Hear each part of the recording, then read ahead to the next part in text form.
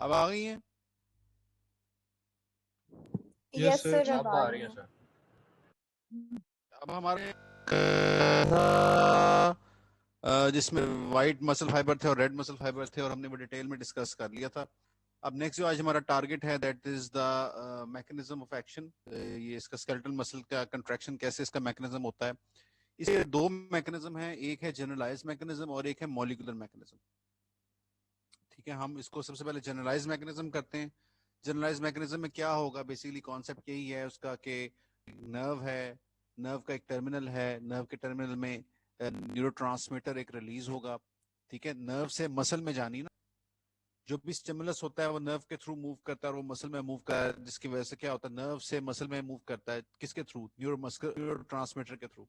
तो nerve endings पे acetyl Colin release होती है जो कि फिर आगे मसल्स में मूव करती है और वो एक्शन पोटेंशियल आगे ट्रेवल करता है और फिर आगे जाके डिफरेंट लोकल जो चैनल्स हैं जिसमें सोडियम चैनल्स होते हैं वहां पर उसका इन्फ्लक्स स्टार्ट हो जाता है, जिसके रिजल्ट में वहां पर local end plate potential create होता है और वो लोकल एंड पोटेंशियल जो होता है फिर वो एक्शन पोटेंशियल की फॉर्म में पूरे मसल के अंदर मूव करता है और मसल में जब मूव करता है तो फिर वहां जाके वो कंट्रैक्शन और रिलैक्सेशन करवाता है। ये जनरलाइज मैकेनिज्म है। इसके हम डिफरेंट कुछ स्टेप्स हैं जो कि हम इसको रीड करते हैं तो फिर हमें और आइडिया हो जाएगा कि ये है क्या generalize mechanism of muscle contraction. जी कोई और volunteer to read?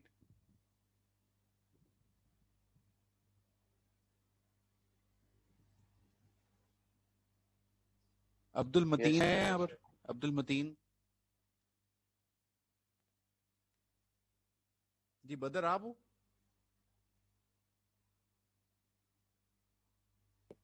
Sir. Badar are you there? Yes sir. चलो पढ़ो इसे, शाबाश। An action potential travels along a motor nerve to its ending on muscle fibers. At, at each ending, the nerve secretes a small amount of neurotransmitter acetylcholine.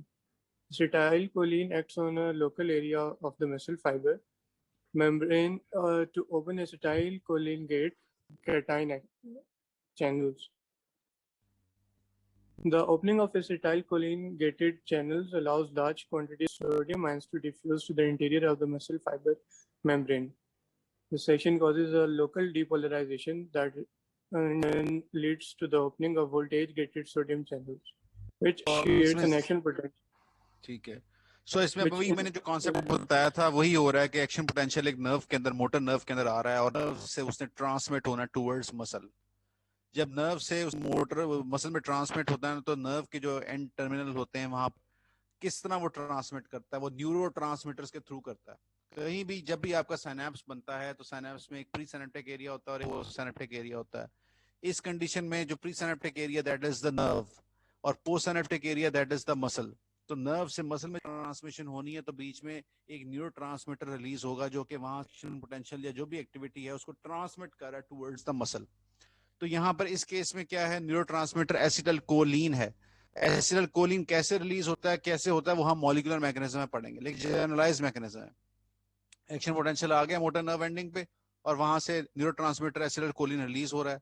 अब ये Colin release होता है, ये move कर जाता है टूवर्ड्स पोस्ट सिनेप्टिक एरिया और वहां पर क्या होते हैं, एसिटल कोलिन चैनल्स होते हैं, एसिटल कोलिन रिसेप्टर्स होते हैं, उन पे जाके अटैच कर जाता है। जब उन पे अटैच करता है तो वहां पर लोकल जो सोडियम के चैनल्स हैं उनको एक्टिवेट करना शुरू कर देता है। और आपको पता है कि जब सोडियम का इन्फ्लक्स स्टार्ट होता है तो वहां पर डीपोलराइजेशन स्टार्ट हो जाती है। सोडियम के इन्फ्लक्स से डीपोलराइजेशन स्टार्ट होती है। तो डीपोलराइजेशन स्टार्ट होती है, इट मींस कि वहां पर एक्शन पोटेंशियल जनरेट करना शुरू हो गया, इनिशिएट करना शुरू हो गया पोस्ट सिनेप्टिक मेम्ब्रेन के ऊपर मसल के अंदर। तो ये चार स्टेप्स हैं, इसके आगे देखते हैं क्या होता है। ये चार स्टेप समझ आ गए सबको? सर जी जी सर। जी सर। कोलिन मतलब स्पेसिफिक है मसल के लिए? ये एसिटल कोलिन, देखो एसिटल कोलिन के भी स्पेसिफिक रिसेप्टर्स हैं। एसिटल कोलिन के स्पेसिफिक रिसेप्टर्स हैं। एसिटल कोलिन, अब कुछ ऐसी डिजीजेस हैं जिसमें रिसेप्टर्स बंद हो जाते हैं, रिसेप्टर्स मास्क हो जाते हैं, तो फिर एसिटल कोलिन रिलीज भी हो रही होती है फिर भी मसल कंट्रैक्शन नहीं होती। तो एसिटल कोलिन के स्पेसिफिक रिसेप्टर्स हैं जहां पे वो जाके अटैच होंगे, जिसके रिजल्ट में वहां पर लोकली सोडियम के चैनल्स एक्टिवेट होंगे, सोडियम आयंस का इन्फ्लक्स होगा, जिस रिजल्ट में एक्शन पोटेंशियल क्रिएट होगा मसल के अंदर। जी आगे पढ़ो। मुझे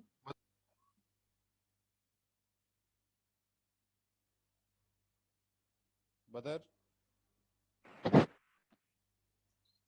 The action potential travels along the muscle fiber membrane in the same way that action potential travels along nerve fiber membranes. The action potential depolarizes the muscle membrane, and much of the action potential electrically flows through the center of the muscle fiber, where it causes the sarcoplasmic reticulum to release large quantities of calcium ions that have been stored put within the reticulum. The calcium ions initiate attractive forces between the actin and myosin filaments, causing them to slide alongside each other, which is the contractile process. After a fraction of a second, the calcium ions are pumped back into the sarcoplasmic reticulum by calcium membrane pump and remain stored in the reticulum until a new muscle action potential comes along. The removal of calcium ions from the next slide. So next slide. एक minute बस यहाँ पे काम खत्म हो गया। ये देखो, ये है जनरलाइज मैकेनिज्म। अब जनरलाइज मैकेनिज्म में आपने जो बातें याद रखनी है वो ये हैं कि सबसे पहले नंबर 1 पे एसिटाइल कोलिन का रोल है। It is a generalize mechanism, मतलब हम जनरली बता रहे हैं कि जी जनरली हो क्या रहा है, मसल कंट्रैक्शन कैसे हो रही है। प्री सिनेप्टिक एरिया में नर्व पे आके आपके एसिटाइल कोलिन रिलीज हो रही है, एसिटाइल कोलिन रिलीज होके जाकर पोस्ट सिनेप्टिक एरिया पे मसल के मेम्ब्रेन में जाके अटैच हो रही है, और वह जब अटैच होती है एसिटाइल कोलिन रिसेप्टर्स के साथ तो वहां पर सोडियम चैनल्स का इन्फ्लक्स स्टार्ट हो जाता है। सोडियम चैनल्स का इन्फ्लक्स स्टार्ट हो जाता है तो वहां पर मेम्ब्रेन पोटेंशियल शुरू हो जाता है। जब मेम्ब्रेन पोटेंशियल बनना शुरू होता है तो उसके रिजल्ट में क्या हो रहा है कि कैल्शियम आयंस रिलीज होना शुरू हो रहे हैं सार्कोप्लाज्मिक रेटिकुलम से। जब कैल्शियम आयंस रिलीज होना शुरू हो रहे हैं सार्कोप्लाज्मिक रेटिकुलम से तो कैल्शियम आयंस फिर क्या करते हैं, जाके वो जो एक्टिन और मायोसिन की मशीनरी है वो वहां पर उसको एक्टिव करना शुरू करते हैं, वहां पर उसकी जो अट्रैक्टिव फोर्सेस हैं उनको इनिशिएट करना शुरू करते हैं, जिसके रिजल्ट में कंट्रैक्टाइल प्रोसेस कंप्लीट हो जाता है।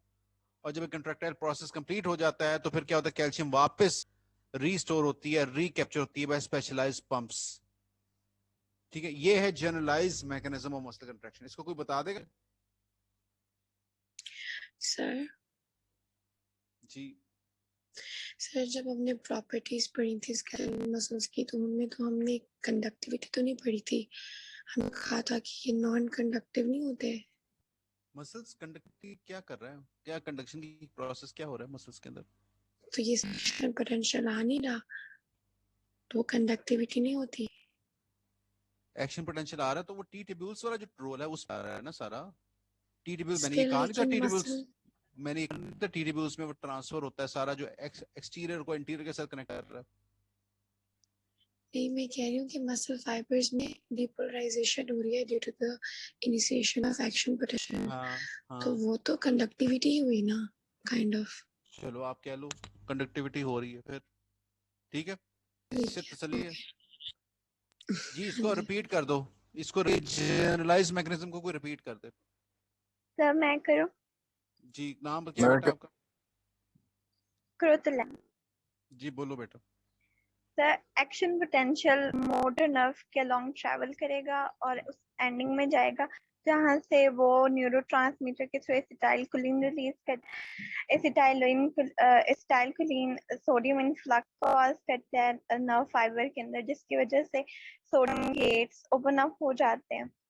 और उसके बाद सर सेंटर में सार्कोप्लाज्मिक रेटिकुलम को वो एक्टिवेट करते हैं, जिसकी वजह से कैल्शियम आयंस रिलीज होते हैं और वो अट्रैक्टिव फोर्सेस को इनिशिएट करते हैं एक्टिन और मायोसिन फिलामेंट से दरमियान, जिसकी वजह से वो मतलब कॉन्ट्रैक्ट करते हैं और स्लाइडिंग होती है उनकी।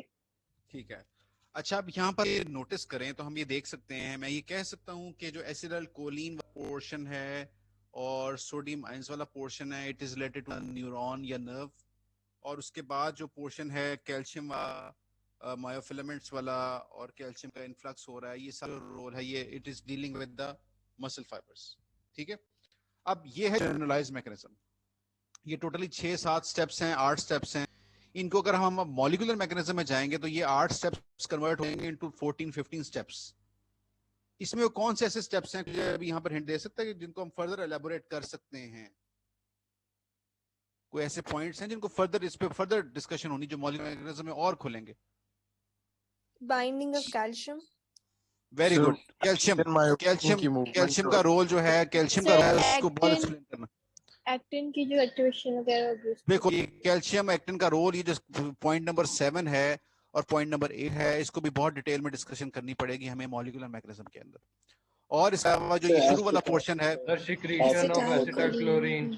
बिल्कुल acetylcholine से एसिलर वापस कोलिन, कन्वर्ट हो जाता बिल्कुल एसिलर कोलिन और इसके साथ रोल जो है ये भी बहुत डिटेल में डिस्कस करने वाला है।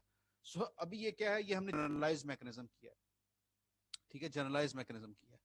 ये आप देख सकते हो मायोसिन एंड थिक फिलामेंट्स हैं, ये ऑब्वियसली यहाँ पर, अब यहाँ पर कैल्शियम का हो गया तो कैल्शियम आगे ट्रोपोनिन सी पे लगती है, आपको पता है ट्रोपोनिन सी पे जब लगती है तो फिर आगे इनिशिएट करती है कंट्रैक्शन, ये कंट्रैक्टाइल प्रोसेस को, ये सार को इसका है वो प्रोसेस। अच्छा, अब मैं अब एक स्टोरी सुनाने लगा हूँ, स्टोरी को जरा गौर से सुन लो। ठीक है, सारे ऑन बोर्ड हैं? जी सर। है सर। वैसे हैं 123 स्टूडेंट्स, मुझे नहीं पता बाकी 20-25 कहाँ गए हैं, लेकिन चलो अपना उनका लॉस है, क्या कर सकते हैं। स्टोरी है जी, अब मैं आपको कंप्लीट सारी बताने लगा हूँ। अब ये डिपेंड करता है कि आप उसको एनएमजे के अंदर साथ जब लिंक करेंगे तब वहां पर भी आप उसको डिस्कस कर सकते हैं, और जब मसल कंट्रैक्शन की बात होगी तो वो न्यूरॉन वाला पोर्शन छोड़ के आप मसल वाली कंट्री कर सकते हैं। ठीक है, इनिशियली होता यह है कि सबसे पहले जो प्री सिनेप्टिक एरिया होता है, नर्व फाइबर होता है या नर्व टर्मिनल होता है, वहां पर आपके एसिटाइलकोलिन के वेसिकल्स मौजूद होते हैं। ठीक है, जब वहां पर सिग्नल आता है या वहां पर जब नर्व इंपल्स आती है तो सबसे पहले वहां पर क्या होता है, कैल्शियम चैनल्स एक्टिवेट होते हैं। ये मेरे स्टेप्स गौर से सुनते रहना। प्री सिनेप्टिक एरिया में जब एक्शन पोटेंशियल आता है तो वहां पर कैल्शियम चैनल्स का इन्फ्लक्स होता है, कैल्शियम चैनल्स एक्टिवेट होते हैं, कैल्शियम चैनल्स का इन्फ्लक्स होता है। कैल्शियम चैनल्स के इन्फ्लक्स होने के रिजल्ट में क्या होता है, जो एसिटाइलकोलिन वेसिकल्स होते हैं वो प्री सिनेप्टिक एरिया की जो पेरिफेरल लाइन होती है, आउटर लाइन होती है, आउटर मेम्ब्रेन होती है, उसके पास अपने आप को इकट्ठा करना शुरू कर देते हैं, अलाइन करना शुरू कर देते हैं। ठीक है, और फिर क्या होता है, bye the process of exocytosis acetylcholine वहां से रिलीज होना शुरू हो जाती है टुवर्ड्स सिनेप्टिक स्पेस। ठीक है, हमने जो 2-3 स्टेप्स किए हैं, मैं इसको बहुत डिटेल में मॉलिक्यूलर मैकेनिज्म पे जा रहा हूं। सबसे पहले एक्शन पोटेंशियल आया नर्व के अंदर प्री सिनेप्टिक एरिया में, और वहां पे जाके कैल्शियम चैनल्स एक्टिवेट हुए, calcium channels, calcium gated channels activate हुए। इसके रिजल्ट में वो कैल्शियम चैनल्स का इन्फ्लक्स हुआ, कैल्शियम चैनल्स का इन्फ्लक्स हुआ तो उसके बाद क्या हुआ, जो वेसिकल्स थे वो उन्होंने अलाइन करना शुरू किया towards the periphery of the pre synaptic area, और by the process of exocytosis acetylcholine वहां से रिलीज होगी टुवर्ड्स द सिनेप्टिक स्पेस। फिर वहां से एसिटाइलकोलिन सिनेप्टिक स्पेस से मूव करती है और वो ढूंढती है कि मेरे टारगेट्स कहां हैं। एसिटाइलकोलिन के टारगेट्स एसिटाइलकोलिन रिसेप्टर्स हैं। एसिटाइलकोलिन रिसेप्टर के पास पहुंचती है और वहां जाके अटैच हो जाती है। वहां पे जाके अटैच होती है, एसिटाइलकोलिन और रिसेप्टर का कॉम्प्लेक्स एक्टिवेट हो जाता है, वहां पर सोडियम चैनल्स के, सोडियम गेटेड चैनल्स एक्टिवेट होना शुरू होते हैं। अब आप देखो कि pre synaptic calcium channels activate हो रहे थे, कैल्शियम गेटेड चैनल्स एक्टिवेट हो रहे थे, कैल्शियम का इन्फ्लक्स हो रहा था। पोस्ट सिनेप्टिक मेम्ब्रेन में जब एसिटाइलकोलिन रिसेप्टर के साथ लग गई तो sodium channels, voltage gated channels activate होना शुरू हुए। जब सोडियम चैनल्स एक्टिवेट होना शुरू हुए तो सोडियम चैनल्स का इन्फ्लक्स स्टार्ट हुआ। सोडियम आयंस का इन्फ्लक्स स्टार्ट हुआ तो वहां पर लोकल डीपोलराइजेशन क्रिएट हुई। ये जो लोकल डीपोलराइजेशन क्रिएट होती है इसको हम कहते हैं एंड प्लेट पोटेंशियल। ये लोकल डीपोलराइजेशन जब कन्वर्ट होती है फिर ये मूव करती है इनटू द मसल फाइबर, और मसल फाइबर में जो मूव कर रही है आपकी एक्शन पोटेंशियल, इसको आप कह सकते हैं कि ये टी ट्यूब्यूल के अंदर मूव करती है। ठीक है, अब देखो कि शुरू वाला पोर्शन क्या था, वो न्यूरॉन वाला पोर्शन था। मसल वाला पोर्शन कहां से स्टार्ट हुआ जी? Acetylcholine receptors. बिल्कुल, एसिटाइलकोलिन रिसेप्टर्स पे एक्टिवेट हुए तो वहां पर local end plate potential create हुआ। Local end plate potential create हुआ तो वहां पर जाकर जो एक्शन पोटेंशियल मसल फाइबर के अंदर मूव किया। ठीक है, यहां तक स्टोरी सबको समझ आ गई है? मैं आपको पूरी स्टोरी डिटेल में सारी कहानी सुनाऊं। अब इसको हमने इस कहानी के टोटे टोटे करके इसको हमने जहां यूज करना होगा वहां पर उसके अकॉर्डिंगली यूज करेंगे, लेकिन मैं अभी आपको पूरी कहानी सुना रहा हूं। ठीक, यहां तक समझ आ गई है? Yes sir. Yes sir. अच्छा जी, उसके बाद क्या होगा, आपका जो एक्शन पोटेंशियल है वो मसल फाइबर के मूव कर रहा है, मसल फाइबर मूव करके वो टी ट्यूब्यूल्स के अंदर मूव कर रहा है। टी ट्यूब्यूल्स में जब वो एक्शन पोटेंशियल पहुंचता है तो सबसे पहले उसका इंटरेक्शन होता है DHP रिसेप्टर्स के साथ, डाइहाइड्रोपिरिडीन रिसेप्टर्स। मैं अगेन कहूंगा, DHP रिसेप्टर्स या डाइहाइड्रोपिरिडीन रिसेप्टर्स के साथ उसका इंटरेक्शन होता है। जब डाइहाइड्रोपिरिडीन को एक्टिवेट करता है तो उसके साथ ही उसका हमसाया है, उसका नेबर है, जिसका नाम है RYR रिसेप्टर, जिसको कहते हैं रेनिडॉन रिसेप्टर्स। सो जब एक्शन पोटेंशियल मूव किया मसल के अंदर, टी ट्यूब्यूल्स में मूव कर, तो उसने उसके दो टारगेट्स हैं। पहला टारगेट DHP रिसेप्टर्स को एक्टिवेट करना है, और दूसरा साथ उसके साथ जो कनेक्टेड है दिस RYR रिसेप्टर्स। जब ये दोनों रिसेप्टर एक्टिवेट हो जाते हैं तो फिर सार्कोप्लाज्मिक रेटिकुलम से कैल्शियम रिलीज होता है। ठीक है, इसमें एक भी अगर डिफेक्टेड होगा कैल्शियम रिलीज नहीं होगा, इसलिए दोनों का एक्टिवेट होना जरूरी है। अब यहां पर कैल्शियम एक्टिवेट रिलीज हो गई है, और कैल्शियम जाके कहां लगेगी? शाबाश, देखता हूं कौन जीनियस बच्चा बताता है। सर ट्रोपोनिन के सी। ट्रोपोनिन सी। वेरी गुड, शाबाश। ट्रोपोनिन। ट्रोपोनिन सी पे जाके लगेगी। ट्रोपोनिन सी पे जब जाके लगेगी कैल्शियम, तो क्या करेगी? ट्रोपोनिन सी और ट्रोपोमायोसिन जो कॉम्प्लेक्स बना हुआ था उसमें चेंजेस आएंगी, उसमें कॉन्फर्मेशनल चेंजेस आएंगे, जिसके रिजल्ट में क्या होगा? जो एक्टिव साइट्स जो कवर्ड थी, ADP एक्टिव साइट्स जो कवर्ड थी, वो एक्सपोज होना शुरू हो जाएंगी towards the outer environment, expose होना शुरू हो जाएंगी towards the myosin head. Result में क्या होगा? वहां पर जो मायोसिन हेड ऑलरेडी वेट कर रहा था कि जैसे एक्टिव साइट एक्सपोज हो और वो अटैक करे, अटैच हो, वो फौरन उससे अटैच होना शुरू हो जाएंगे।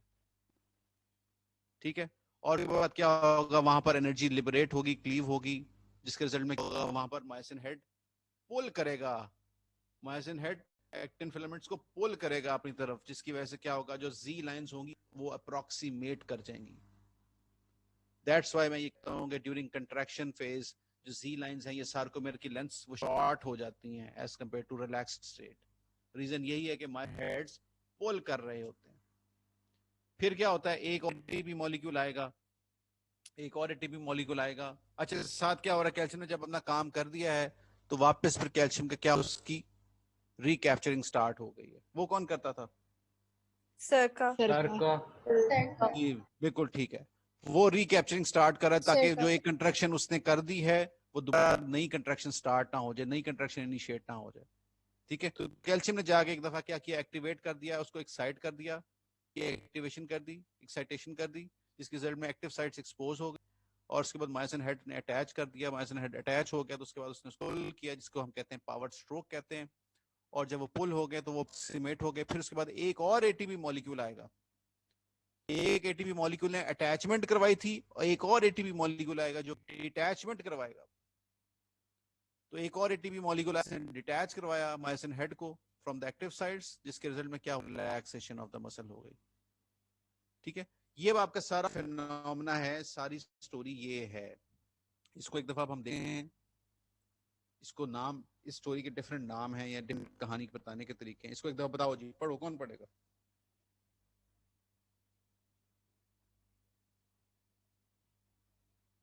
जी कोई नाम ले लो भाई।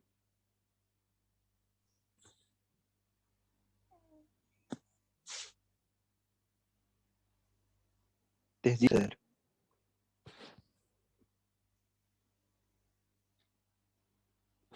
Yes sir. सॉरी यार, तुम्हें उठाया सही सर। अच्छा चलो पढ़ो।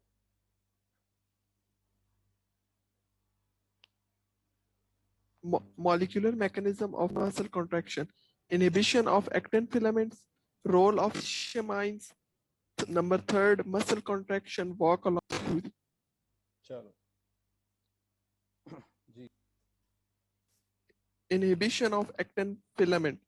The active sites on the normal actin filament of relaxed muscle are inhibited or actually covered by troponin, tropomyosin complex. Calcium ions inhibit the inhibitory effect of troponin tropomyosin complex on actin filament. ठीक है जी, calcium ions का क्या रहा है? When calcium ions bind with troponin C, a conformational change occurs during which the tropomyosin is pushed. This uncovers the active sites of the actin. ठीक है, आगे।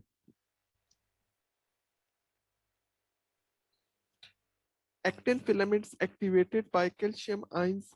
The head of myosin binds with ATP and cleaves it. The head of myosin filament gets attached to the active sites of the actin filament.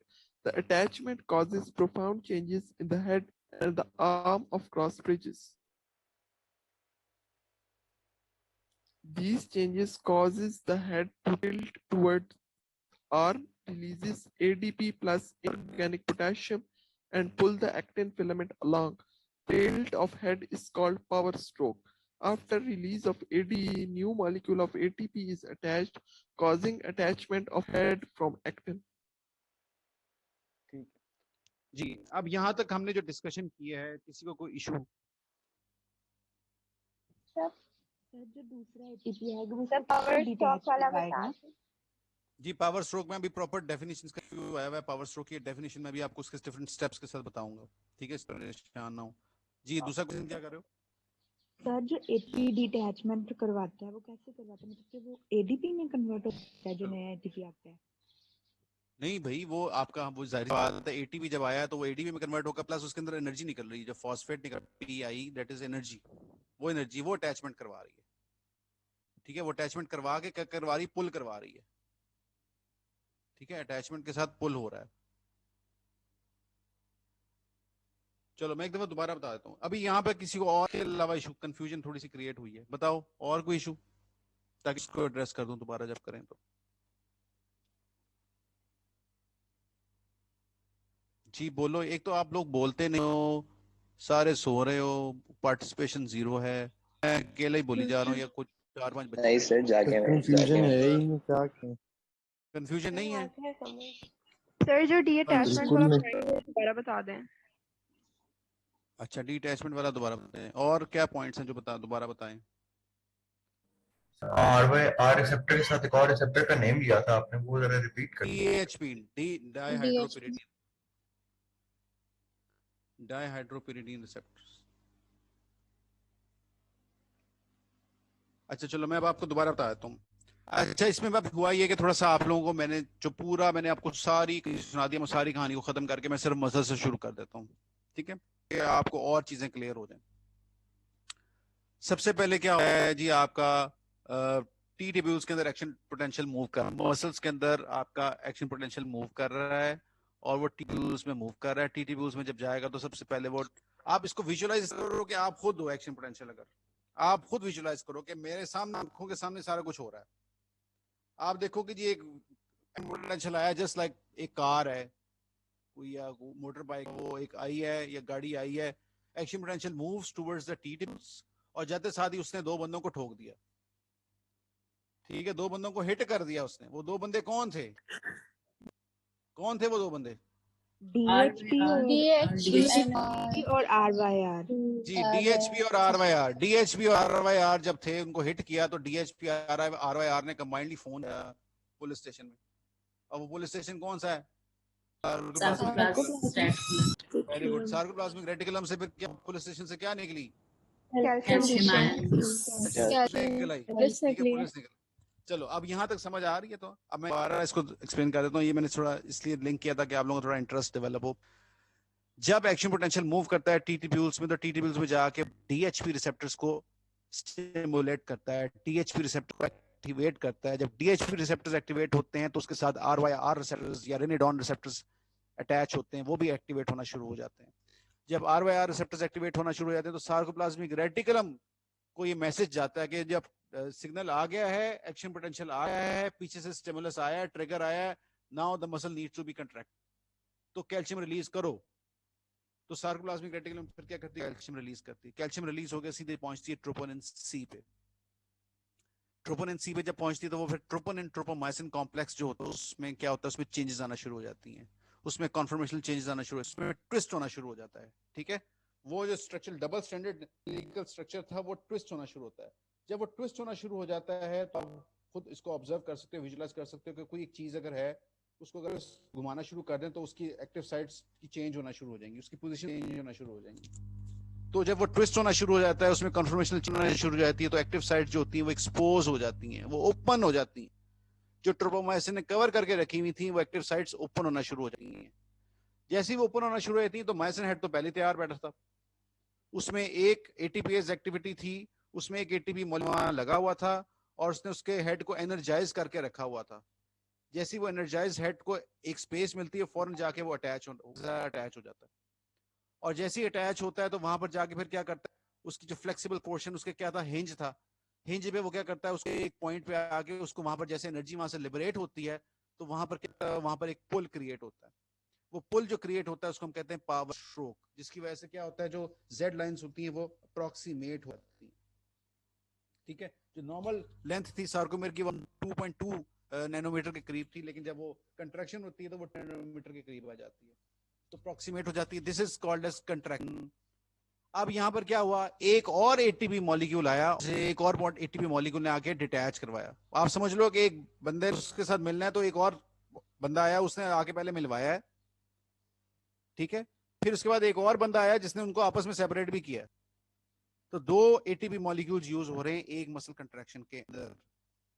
First ATP is used for attachment and the power stroke, and second ATP molecule is used for the detachment of myosin head active sites.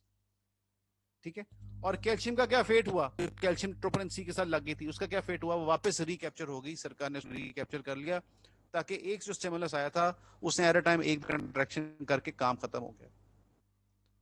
समझ आ गई एक बार? Yes sir. Sir ये क्या चीज? Sir ये ATP वाली बात दोबारा बता दें। एटीपी वाली बात बेटा ये है कि जब आपका एटीपी मॉलिक्यूल, एक एटीपी मॉलिक्यूल पहले ही वहां पर एटीपी एक्टिविटी है ना, मायोसिन हेड के अंदर एक एटीपी मॉलिक्यूल है, पहली एक्टिविटी है, तो वहां पर एक एटीपी मॉलिक्यूल आगे पहले ही लग गया होता है, जिसकी वजह से वहां पर उसको वो एनर्जाइज करके रखता है, जिसके रिजल्ट में क्या होता है कि वहां पर जैसे उसको एक्सपोजर मिलता है, जैसे उसको अपॉर्चुनिटी मिलती है, तो वह हेड जो होता है वो जाकर एक्टिव साइट के साथ अटैच हो जाता है, दोनों की एक्टिव साइट्स मिल जाती हैं। ठीक है, जब मिल जाती है तो फिर वहां पे जाके क्या होता है, एनर्जी रिलीज होती है, जिसके रिजल्ट में क्या होता है, टिल्ट ऑफ द हेड होती है, उसको पुलिंग इफेक्ट आता है, जिसको हम पावर स्ट्रोक कहते हैं।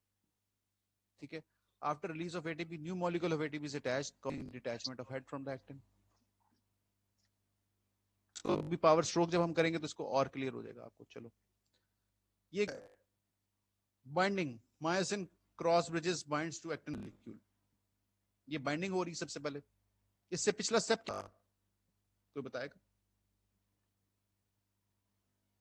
इस जो स्टेप से कंफर्मेशनल चेंज होती है एक्टिन और जिसकी कैल्शियम ट्रोपोनिन से बाइंड करता है, फिर कैल्शियम ट्रोपोनिन सी के साथ बाइंड करेगा, जिसके कॉन्फर्मेशनल चेंजेस होंगी, जिसकी वजह से क्या होगा, एक्टिव साइट एक्सपोज हो जाएंगी और बाइंडिंग हो जाएगी।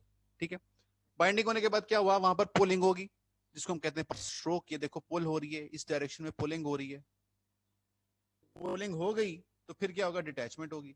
तो cross bridge detaches at end of power stroke and returns to original conformation, original stage पे अपनी वापस आ गया, अटैचमेंट करके पीछे वापस डिटैचमेंट, फिर again binding, detachment, binding, power stroke, detachment, ये साइकिल चलता जाएगा। बाइंडिंग होगी, पावर स्ट्रोक होगा, डिटैचमेंट होगी, बाइंडिंग होगी, पावर स्ट्रोक होगा, डिटैचमेंट होगी, बाइंडिंग होगी, एक एटीपी मॉलिक्यूल जो यूज हो रहा है बाइंड के लिए, पावर स्ट्रोक हो रहा है, ठीक है, उसके बाद एक और एटीपी मॉलिक्यूल आएगा जो डिटैचमेंट करवा देगा। सो एक मसल कंट्रैक्शन के लिए दो एटीपी मॉलिक्यूल यूज होते हैं, ये आपने याद रखना है। ये भी आप इसमें भी डायग्राम में ये दिखाया गया है। इसमें क्या है, ये स्टेट क्या है और ये स्टेट क्या है, तो बताए।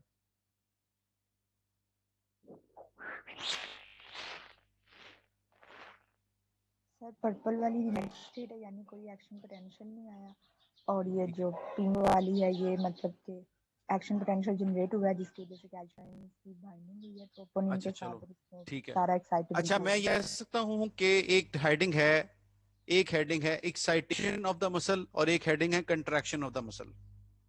क्या कह सकता हूँ कि excitation of muscle refers to calcium का बाइंड होना ट्रोपोनिन सी के साथ, ट्रोपोनिन सी के साथ बाइंड होकर वहां पर जो एक्टिव साइट्स हैं उनको एक्सपोज हो जाना। ये मैं कह सकता हूँ कि जो एक्टिव साइट्स एक्टिन की एक्सपोज होनी, it is referred as excitation muscle. Yes, Yes, sir. sir. और उसके Yes, बाद sir. जब एक्साइटेशन हो गया है, जब एक्साइटेशन हो गई है तो उसके बाद मायसन के हेड का मिलना और वहां पर पावर स्ट्रोक होना और वहां पर डिटैचमेंट होना, it refers to contraction of the muscle. कह सकता हूँ? Yes. तो एक टर्म यूज होती है एक्साइटेशन, कंट्रैक्शन, कपलिंग। उसमें डिफरेंट स्टेप्स आपको पता होने चाहिए कि एक्साइटेशन क्या है, कंट्रैक्शन क्या है, इसको सेपरेटली आप देख सकते हैं। जी कल बात हो रही थी राइगर मोर्टिस वाली, इसमें क्या होता है राइगर मोर्टिस में? Sir, ATP muscles decreases जब after सर कोई after फॉल्ट हो जाता setting है तो वाला एटीपी नहीं आप होता है वो further कंट्रैक्टेड detachment स्टेट में रह happening जाते है। हैं मसल्स। जी एक मॉलिक्यूल जब लग गया और उसने वहां पर कंट्रैक्शन करवा दी, पावर स्ट्रोक करवा दी, तो सडन क्या हो गया, वो बंदा अल्लाह मियां को प्यारा हो गया। तो उसके बाद उसकी जो सोर्स थी एटीपी की वो खत्म हो गई। जी कोई बताएगा सोर्सेज क्या होती है मसल कंट्रैक्शन और ATP? Sir, glycolysis, Oxidative oxidative degradation and creatinine. फॉस्फोक्रेटिन सबसे पहले मैंने कहा था फॉस्फोक्रेटिन बोलनी है, फिर गलाइकोलाइसिस है और उसके बाद ऑक्सीडेटिव फॉस्फोरिलेशन है। ठीक है, तो ये सोर्सेज खत्म हो जाती हैं सडनली, फिर क्या होता है वो कंट्रैक्टेड स्टेट में, पावर स्ट्रोक की स्टेट में ही रहते हैं, जिसकी वजह से क्या होता है कि वो कंट्रैक्चर एक डेवलप होता है और वो आपको ऐसा लगता है कि एक मसल कंट्रैक्शन हो रही है। वो एक्चुअली यही होता है कि वो एटीपी सोर्स खत्म हो गई है और वो डिटैचमेंट नहीं हो पाई, इसलिए इसको राइगर मोर्टिस कहते हैं।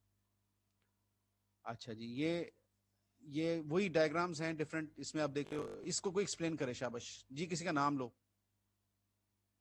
जी। सी कल वो जो एब्सेंट थे जी कौन थे? लाइबा थी एक लड़की, किधर है? सर मैं था। तुम्हारा क्या नाम है? सर एक कान है, आप आइकन कह रहे थे। हाँ तुम्हारा क्या नाम है? आइकान? इकान। इकान का क्या मतलब है यार? मैंने पहली दफा सुना है। यकीन। ओहो यकीन है, क्या यकीन करें हम? इकान सर जो करना है आप करना। यकीन कर लेंगे तो फिजियोलॉजी अच्छी नंबर से पास करोगे। सर अभी की तो 41 है। हाँ भाई कल रिजल्ट लगा, खैर मैं उस पर डिस्कशन ही नहीं की किसी से। शाबाश, कल बड़ा अच्छा वो 95% रिजल्ट डॉक्टर मुदस्सिर ने लगाया है, मैं देखा था, तो गुड, सबको शाबाश जो सबने पास किया, और स्पेशली जिन्होंने पोजीशंस ली हैं उनको वेरी गुड, शाबाश, एक्सीलेंट।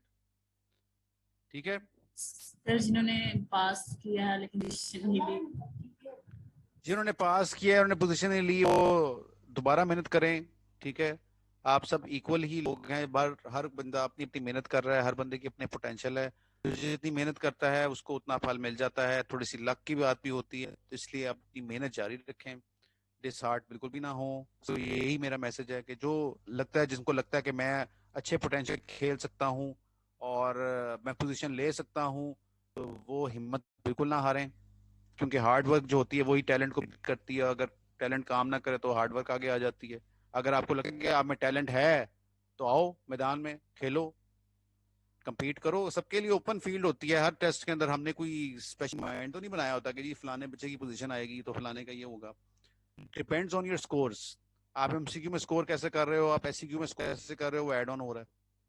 तो आप अपने आप को इम्प्रूव करें, जो आपकी डेफिशिएंसीज हैं उनको इम्प्रूव करें, उन पे वर्क करें।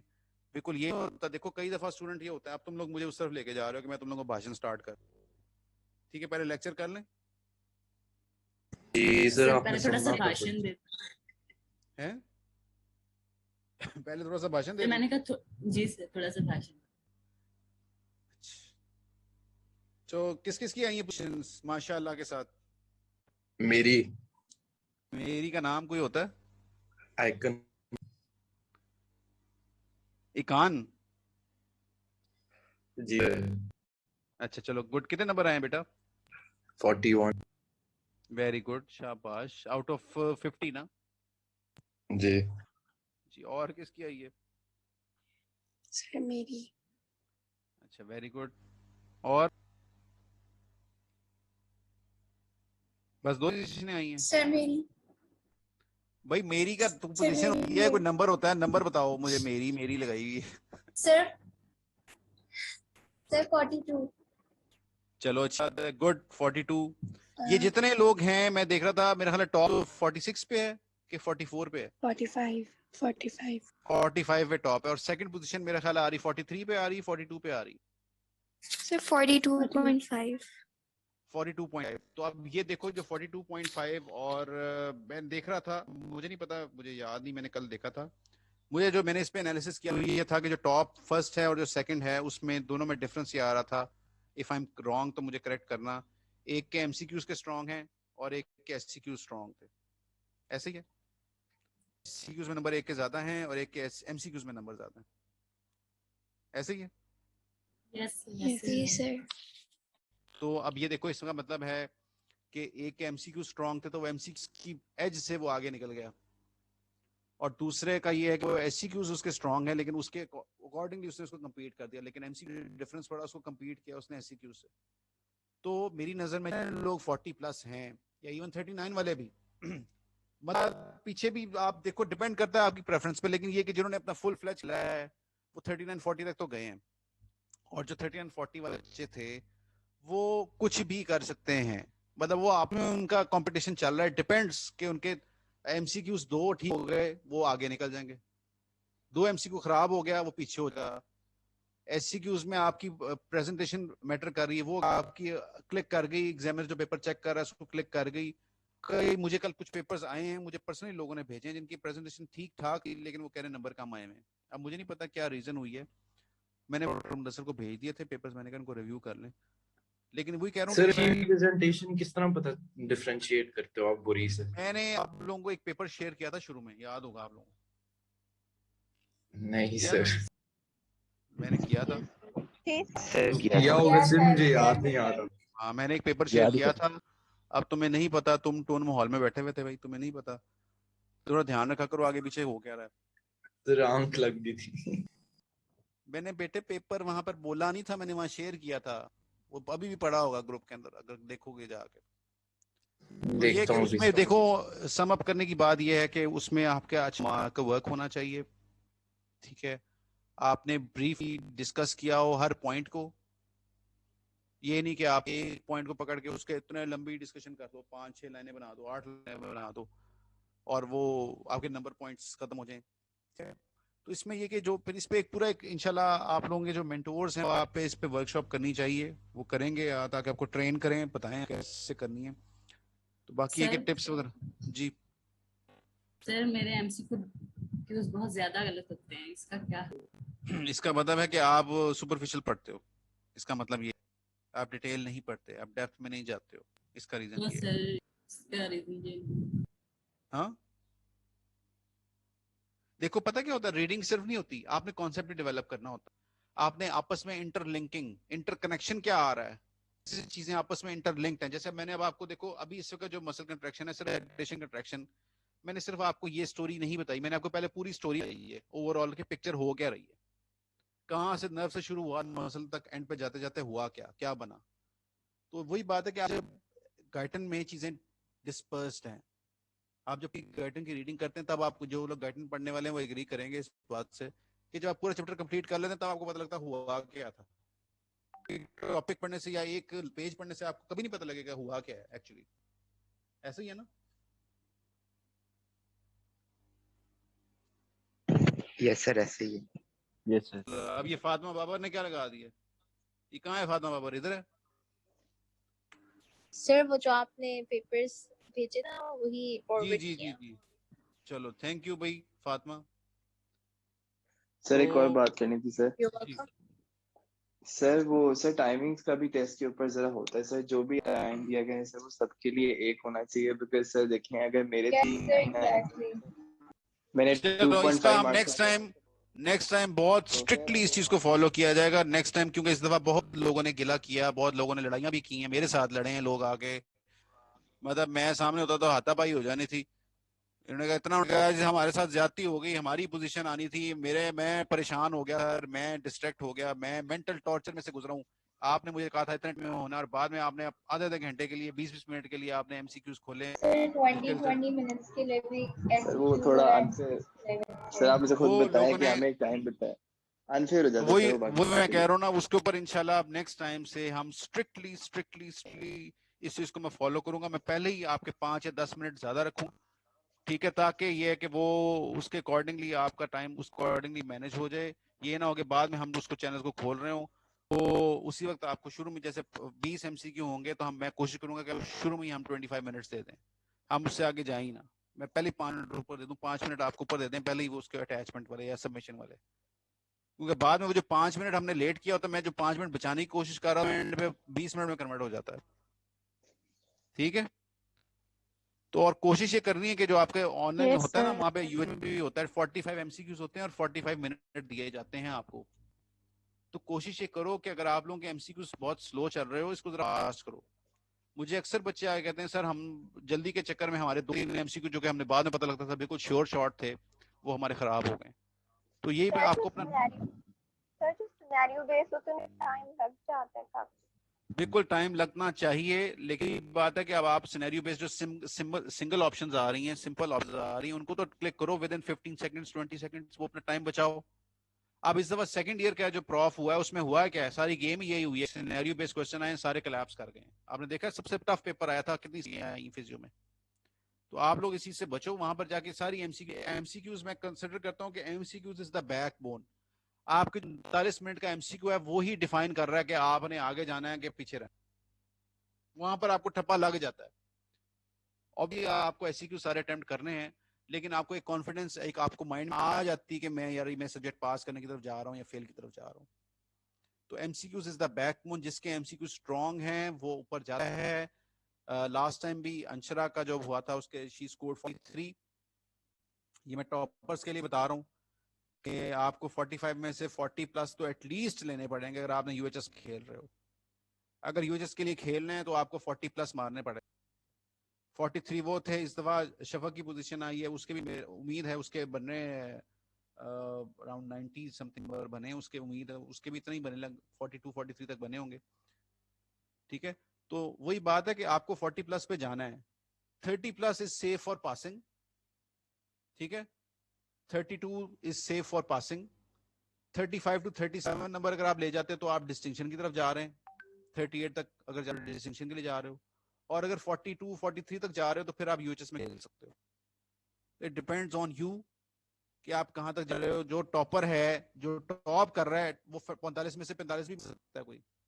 मतलब ये कोई लिमिटेशन तो नहीं है, कोई लिखी हुई बात तो नहीं है 45 में से 2 गलत ही करके आने हैं, ये कहीं लिखा तो नहीं हुआ। डिपेंड्स ऑन योर स्टडीज कि अगर आप 45 में से 45 पूरे कर लो तो आप कर सकते हो, या आपके लिए अच्छा है। तो वही बात है कि पेपर कुछ भी हो सकता है। अब इंशाल्लाह फर्स्ट ईयर का रिजल्ट आने लगा करे, वो भी अच्छा है। तो लेकिन पेपर इस दफा फिजियो के क्रिटिकल आ रहे हैं, टफ आया पेपर। आप लोगों को अपनी तैयारी तगड़ी करनी पड़ेगी, ये नहीं कि सुपरफिशियल तैयारी करके चले जाओ। और जो लोग कुछ मुझे पता लगा है जो कि पढ़ रहे हैं छोटी बुक्स, वो प्लीज छोटी बुक्स से साइड पे कर लें, वो बड़ी जहर है उनके लिए। हमारे हैंड आउट्स और गाइडन का कॉम्बिनेशन बना लें, आइडियल है, बेस्ट है। जितने भी बच्चे, अभी ये शफक ने भी कॉम्बिनेशन यही बनाया हुआ था, हैंड आउट्स और गाइडन। क्योंकि हैंड आउट्स में कई चीजें ऐसी होती हैं जो कि नॉन्ग की हैं या शरवुड की हैं, वो मैंने ऐड की होती हैं। आपको एक देखो कुछ चीजें ऐसे नजर आ रही होंगी जो कि आपको गाइडन में नहीं है, तो आपको वो भी पर्सपेक्टिव। यही हैंडआउट्स वाली बातें होती है, लेकिन वहाँ पे स्कैटर्ड होती है या उन पे कंपाइल की हुई होती है। वही बात है ना, देखो वही बात है। देखो मैं इंशाल्लाह, मेरी कोशिश है कि आप लोगों के जो टॉपर निकलेंगे, जिसपे बड़ा तुम लोगों ने तमाशा लगाया था क्रीम, तो वो जो क्रीम जब निकलेगी तो मैं उस क्रीम को प्रीवियस ईयर की पोजीशन होल्डर्स हैं उनके साथ मैंने एक मीटिंग करवानी है, ताकि जो लोग, जैसे फॉर एग्जांपल आप एक चीज अचीव कर जाते हो ना, आपको पता होता है at the end of the year, आपको पता होगा जी मैंने गाइडन के ये मेरे टिप्स एंड ट्रिक्स हैं, मैंने ये टॉपिक यहाँ से ये किए थे, ये टॉपिक मैंने यहाँ से किए थे, ये टॉपिक मैंने यहाँ से किए थे। ठीक है, तो वो ये होगा कि वो तो एक चीज करके बैठे हुए, उन्होंने सारा सम अप किया हुआ है, उनको पता है, तो वो आपको फिर टिप्स देंगे ताकि आप वो जो उनको फॉलो करते हुए आप उससे फिर आगे मूव करो। वो जो आपने इतना टाइम लगा के वो चीज अचीव करनी है, जो वो समराइज चीज अचीव करनी है, जो आपको पहले हिंट मिल जाएगा उनकी प्रेपरेशन से। उन्होंने भी पूरा टाइम लगाया, उन्होंने भी दिन रात एक किए में, उन्होंने जो एक मेहनत करके एक चीज अचीव की है वो आपको ट्रांसफर करें, ताकि आप फिर वहां से आगे उस लेगेसी को आगे लेके जाओ। ठीक है, लास्ट ईयर मैंने ये किया था, हमने किए थे। अब शफक के भी ये जो ग्रुप था, जो प्रीवियस ईयर के टॉपर्स थे, उनको मैंने इनके साथ मीटिंग की थी, उनको एक एक सब्जेक्ट की उन्होंने इंटरेक्शन उनको दी थी, गाइडेंस दी थी कि एनाटॉमी किस तरह करनी है, बायोकेमिस्ट्री किस तरह करनी है, फिजियो किस तरह करनी है, कौन कौन सी बुक्स फिजियोलॉजी की यूज करनी है, कौन कौन सी चीजें बायोकेमिस्ट्री के लिए यूज करनी है, एनाटॉमी की टिप्स एंड ट्रिक्स कहाँ से कौन से चैनल करना है। तो ये चीजें सारी इंशाल्लाह मैं करवाऊंगा। टाइम मिल जाए, अल्लाह करे कॉलेज खुल जाए, थोड़ा चीजें डिसिप्लिन में आ जाए, तो बहुत कुछ करने को है, हम बहुत कुछ कर सकते हैं। मेरे माइंड में इतनी चीजें होती हैं, मेरे से मुझे समझ नहीं आ रही होती कि मैं क्या करूं, लेकिन अक्सर अब ये देखो ऑनलाइन भी मैंने कोशिश किया था सेशन शुरू करें हम, उनके साथ भी इंटरेक्शन कर, मैंने अपने जो स्टूडेंट्स उनके साथ इंटरेक्शन कर रहा हूँ। और कोई भी मुझे यूजुअल भी जब कोई बच्चा फोन करता है या करता है मैसेज करता है तो मैं उसको रिस्पॉन्ड करने की कोशिश पूरी करता हूँ। तो इंशाल्लाह एक पॉजिटिव एनवायरनमेंट क्रिएट करेंगे और एक कंपटीशन क्रिएट करेंगे ताकि आप लोग आगे मूव करो। ये जो डिस्टिंक्शन 15 डिस्टिंक्शनों पे फंस गई, 15 से इसको 25-35 पे लेके जाएं। हर बच्चा कंपीट कर रहा है इक्वली, पंजाब के लेवल पे खेल रहे हो आप। अब ये स्टूडेंट है जिसने टॉप किया, ये 47 मेडिकल कॉलेजेस में हमारी सेकंड पोजीशन आई है, जो कि बड़े ऑनर की बात है। इट मींस कि उसने सारे लामा इकबाल वालों को, निश्तर वालों को, जो भी थे, सिम्स वाले थे, सब जो गवर्नमेंट के भी थे कॉलेजेस, सबको बीट किया कि नहीं किया। तो अब आप लोग भी ये रिस्पॉन्सिबिलिटी कि आप लोग के साथ टक्कर लगाओ। ठीक है, वो एमकेट की जो रेस थी उसमें वो आगे निकल गए, आप लोगों के साथ बैड लक कोई हो गई, आप लोग इधर आ गए हो। लेकिन now you are having equal opportunity in UHS level. At UHS level आपकी भी इक्वल अपॉर्चुनिटी है कि आप उस चीज को कर सकते हो। आप उनको सिम्स के जो बच्चे हैं, अल्लामा इकबाल के लास्ट टाइम कंपटीशन गया था हमारे, हमने अल्लामा इकबाल को बीट था। ठीक है, Allama Iqbal was second, RLM was first. तो ये कि आप कुछ भी कर सकते हैं, डिपेंड्स कि आपका उस वक्त क्या टेम्पो बना हुआ है। तो इसलिए परेशान होने की जरूरत नहीं है जी। और कोई, अब मुझे इस तरफ ले आए हो, पढ़ाई की काम खत्म कर। सर जो मीटिंग है वो आप सारी क्लास से भी करवा सकते हैं, सिर्फ करीम से क्यों सर? जी सबके साथ करवा देंगे, सबके साथ। ये होता है ना, पता क्या बात होती है, देखो अब कॉलेज में तो हमने ये किया था, 5 बच्चे हमने इकट्ठे किए थे। उसमें ये है कि 5 बच्चे जब बैठे होते हैं तो वो इंटरेक्शन हो जाती है, वो आप डिस्कशन करना शुरू कर देते हैं। ठीक है, वो उनसे पूछना शुरू, क्रॉस क्वेश्चन आंसर सेशन हो जाता है। अब पूरी क्लास के साथ करोगे ना तो उसमें फिर होता ये है कि वो एक पक जाती है। हर कोई बीच में फिर नॉन सीरियस एलिमेंट्स भी होते हैं। ठीक है, वो भी अपना काम शुरू कर देते हैं, फिर वो एक नॉन सीरियसनेस हो जाती है, फिर वो प्रॉपर जो एड्रेस होनी वाली है वो नहीं हो पाती। सर तो आप अल्लाह करे आप लोग, रुस्तम हो। अब छुपा रुस्तम जो है, अल्लाह करे मैं कह रहा हूँ कि ऐसे छुपे रुस्तम निकलें और निकलते हैं। पूरा साल एक बंदा लगा हुआ है और एकदम प्रॉफ के अंदर एक नया चेहरा नूरानी निकल आता है। हाजी साहब सर पहले महीने में वैसे भी क्रीम तो नहीं निकल सर सकती ना, यही क्रीम फेल कर जाए और छुपा रुस्तम डिस्टिंक्शन लेके मैं आपको बताऊं मैं अब आपको थोड़े से है इसके मैं ट्रेंड्स बता देता हूँ। ये होता है कि अब तुम लोग फिर, अब ये ब्रेक वाला टाइम चल रहा है, मुझे फिर ना कहना कि ब्रेक चाहिए। ठीक है, क्या ख्याल है? फिर टेक्निकली तो क्लास का वक्त ही है, आप पढ़ा भी सकते हैं अगर आप पढ़ाना। अच्छा चलो मैं पढ़ा देता हूँ। ठीक है, फिर नहीं आप 2 ब्रेक्स दे दे। नहीं हम अब पढ़ लेते हैं, तुमने अभी नहीं। खैर मैं ये आपको बता रहा था, ये अब जो लास्ट ईयर ये तो शफक वाला जो था बैच, ये वही वाला बैच है, बेसिकली एक ही क्लास थी ये। इसमें अब 4 बच्चे हमने शॉर्टलिस्ट किए हुए थे, 4 बच्चे, जिसमें अंशा है, शफक है, एक आयमा थी लड़की और एक अज़किया लड़की है। ये 4 बच्चे थे और एक 5वां स्टूडेंट था तैयब। अब देखो bad luck portion, bad luck पे ये होती है, लास्ट का क्लास में 2nd पोजीशन होल्डर इस साल जिम करते हुए उसके साथ कोई इंजरी हो गई और बेचारा उसकी लेग्स का बड़ा मसला हुआ था और उसने सब पेपर ही नहीं दिए। तो बैड ये भी होती है। इसलिए मैं कहता हूँ एग्जाम से पहले अपनी हेल्थ का ध्यान रखें और जो नए नए पंगे हैं ना उनसे आप जरा बचें। ठीक है, अब उसके साथ बैड ये हुई कि वो जिम गया हुआ था, उसने वेट उठाया हुआ था, वो बैक फ्लिप हो गया, उसका सारा वो बैक इंजरी हो गई और वो अब सप्ली में पेयर होगा। तो इसलिए बता रहा हूँ कि 4-5 बच्चे हमने शॉर्टलिस्ट किए हुए थे। उसका फिर फायदा ये हुआ 4-5 बच्चों का आपस में कॉम्पिटिशन, और वो उन्होंने प्रूव किया हुआ था। 4-5 बच्चों ने अपने आप को प्रूव किया हुआ पूरे साथ। अब जैसे फर्स्ट ईयर में अंशरा ने अपनी पोजीशन, फर्स्ट पोजीशन मेंटेन की है, उसने किसी को आने नहीं दिया फर्स्ट पोजीशन पे। ये मैं आपको बता रहा हूँ, हिस्ट्री बता रहा हूँ, प्रीवियस ईयर की बात कर रहा हूँ, जब ये फर्स्ट ईयर में, मतलब अगर कोई 12 टेस्ट हुए ना, 12 टेस्टों में से 9 या 10 टेस्ट में वो फर्स्ट थी। 1 या 2 टेस्ट में शायद इसका या तैयब ऊपर आया है या आयमा ऊपर आई है, इन्होंने इसको बीट करने की कोशिश की, लेकिन उसने 8 या 9 टेस्ट में अपने को मेंटेन करके रखा है। तो मेंटेन जब किया तो उसके बाद उसकी पोजीशन भी आई। सेकंड ईयर में यही हुआ कि वो अंशरा पीछे आ गई, I don't know, online lectures की वजह से, ऑनलाइन टेस्ट की वजह से थोड़ी सी वो डिस्टर्ब हो गई, जिसकी वजह से क्या हुआ, फिर शफक ने मेंटेन, फिर पूरा साल शफक ने मेंटेन किया। तो वो आइडिया हो जाता है, 2-3 बच्चे जो होते हैं ना, वो आइडिया हो जाता है, खुद ही वो अपनी एफर्ट से आगे आते हैं। मेरे कहने से या मेरी चीजों से नहीं होता, मेरा तो काम होता है कि आप लोगों को मोटिवेट करूं। ताकि अब मैं ये आपको यकीन दिलाऊं कि हर बच्चा ये समझता है कि ये गेम मेरे हाथ से निकल गई, किसी के हाथ से नहीं निकली। हर टाइम नहीं गेम है, आपकी अपनी एफर्ट है, ठीक है। अब आपको एफर्ट करने का तरीका अगर बताऊं तो आपको ये भी नहीं, आप यकीन नहीं कर पाओगे कि कुछ लोग जो होते हैं उनका ये ट्रेंड है, वो लिखते हैं, ठीक है, टॉपर्स लिखते हैं। अब आप हैरान हो गए, आप गाइटन पढ़ते हुए आप लोगों को मौत पड़ती है, उन्होंने 2 दफा गाइटन लिखी हुई है, ठीक है। टॉप करने का फिर ये भी तरीके होते हैं, लेवल फिर ये आप लोग सिर्फ एक पढ़ते हुए आप लोगों को होता है ना प्रॉब्लम कि जी हम पढ़ रहे हैं, ये इतना कंफ्यूजन हो गई सर, ये हो गया तो वो हो गया, उन्होंने 2 दफा लिखा हुआ है। तो ये भी अब आपके अपने अपने ट्रेंड्स हैं, अपना माइंड है। कई लोगों को लिख के उनको याद होता है, उनको लिख के उनके ट्रेंड बनते हैं, उनको माइंड में इंप्रेशंस बन जाते हैं। कई लोगों को याद करने से होता है, इट डिपेंड्स ऑन यू। मैं ये नहीं कह रहा कि एक बनता है उसने, अब एक स्टूडेंट था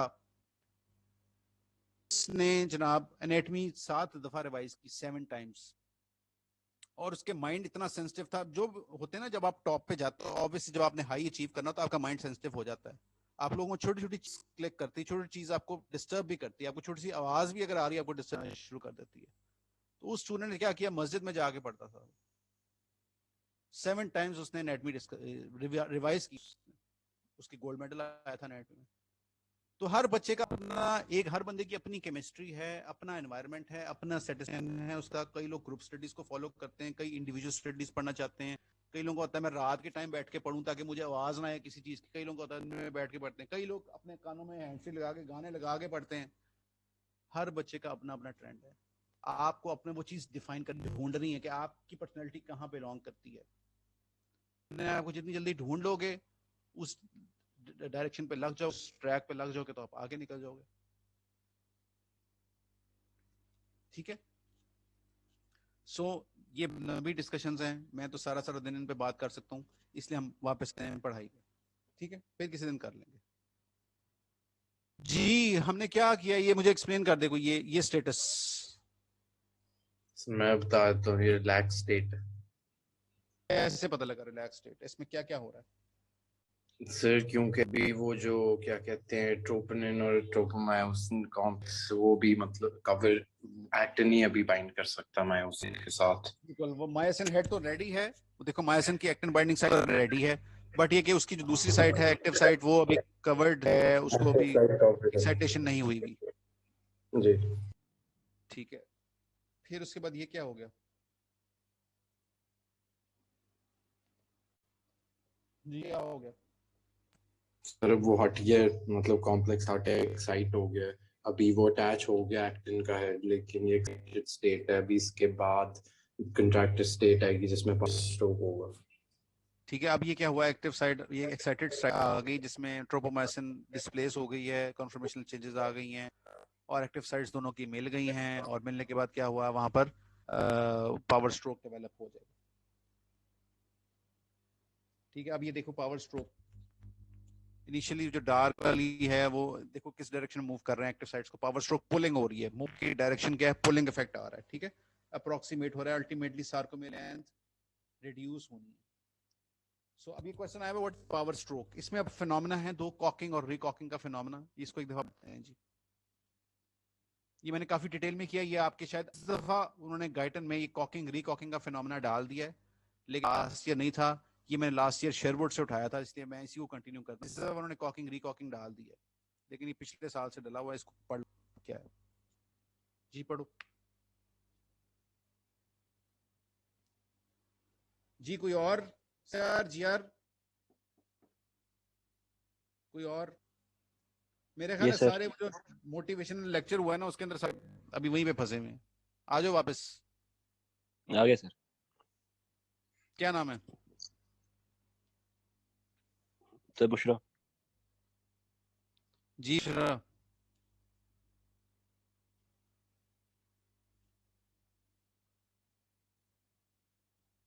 अब देखो ना ये चीजें करते फिर सारा टेम्पो टूट जाता है, इतना मजा नहीं आता। फिर आप लोगों से डिस्कशन अगर कर रहे हुए हैं तो फिर आप साथ साथ आओ ना, इन्वॉल्व भी हो, फिर पार्टिसिपेट करो। मैं कौन सा सुन रहा हूँ अभी, मैं रीडिंग ही करवा रहा हूँ भाई, मैं सुन नहीं रहा हूँ। एक तो पता नहीं खौफ आप लोगों के अंदर क्यों चल गया ये सुनने वाला। कोई और रीडिंग है? पढ़ो भाई पढ़ो। ये सीआर इसका हेडिंग नाम नोट पढ़नी कर लो, है, ये एब्सेंट है बुशरा। हेडिंग पढ़नी है। भाई पढ़ दे यार, Power stroke of पढ़ दे myosin and पढ़ दे। skeletal muscle. At rest, myosin has bound adenosine diphosphate and are said to be in a good position in relation to the thin filament, which does not have the calcium ion bound to the troponin tropomyosin complex. चलो अब यहाँ पे wait करो। Rest की condition में क्या है, जब मायोसिन की एनर्जी उसके अंदर है, उसमें एटीपी एक्टिव वहां हो गई है और वहां पर एडीपी साथ अटैच है, तो इस स्टेट में जब वो ready to attach, this state is called as cocked position of the myosin head. ठीक है, it is called as cocked position of myosin head. Next क्या होगा जी? Calcium ions bound the troponin tropomyosin complex induces a conformational change in the thin filament that allows for myosin heads to cross bridge with thin filament actin. ठीक है, अब क्या हुआ जी, calcium bound कर गई tropomyosin complex के साथ, opposite troponin C के साथ अटैच करी, जिसकी वजह से ट्रोपोमायोसिन कॉम्प्लेक्स में कॉन्फॉर्मेशनल चेंजेस आई, that allows the myosin to cross bridge with the thin filament actin. ठीक है, उसके साथ वो अटैच होना शुरू हो गया है। पहला क्या था, रेस्टिंग स्टेट में वो कॉक पोजीशन में, एनर्जाइज पोजीशन में मौजूद है, रेडी है कि जैसे मुझे स्पेस मिले मैं अटैचमेंट कर दूं।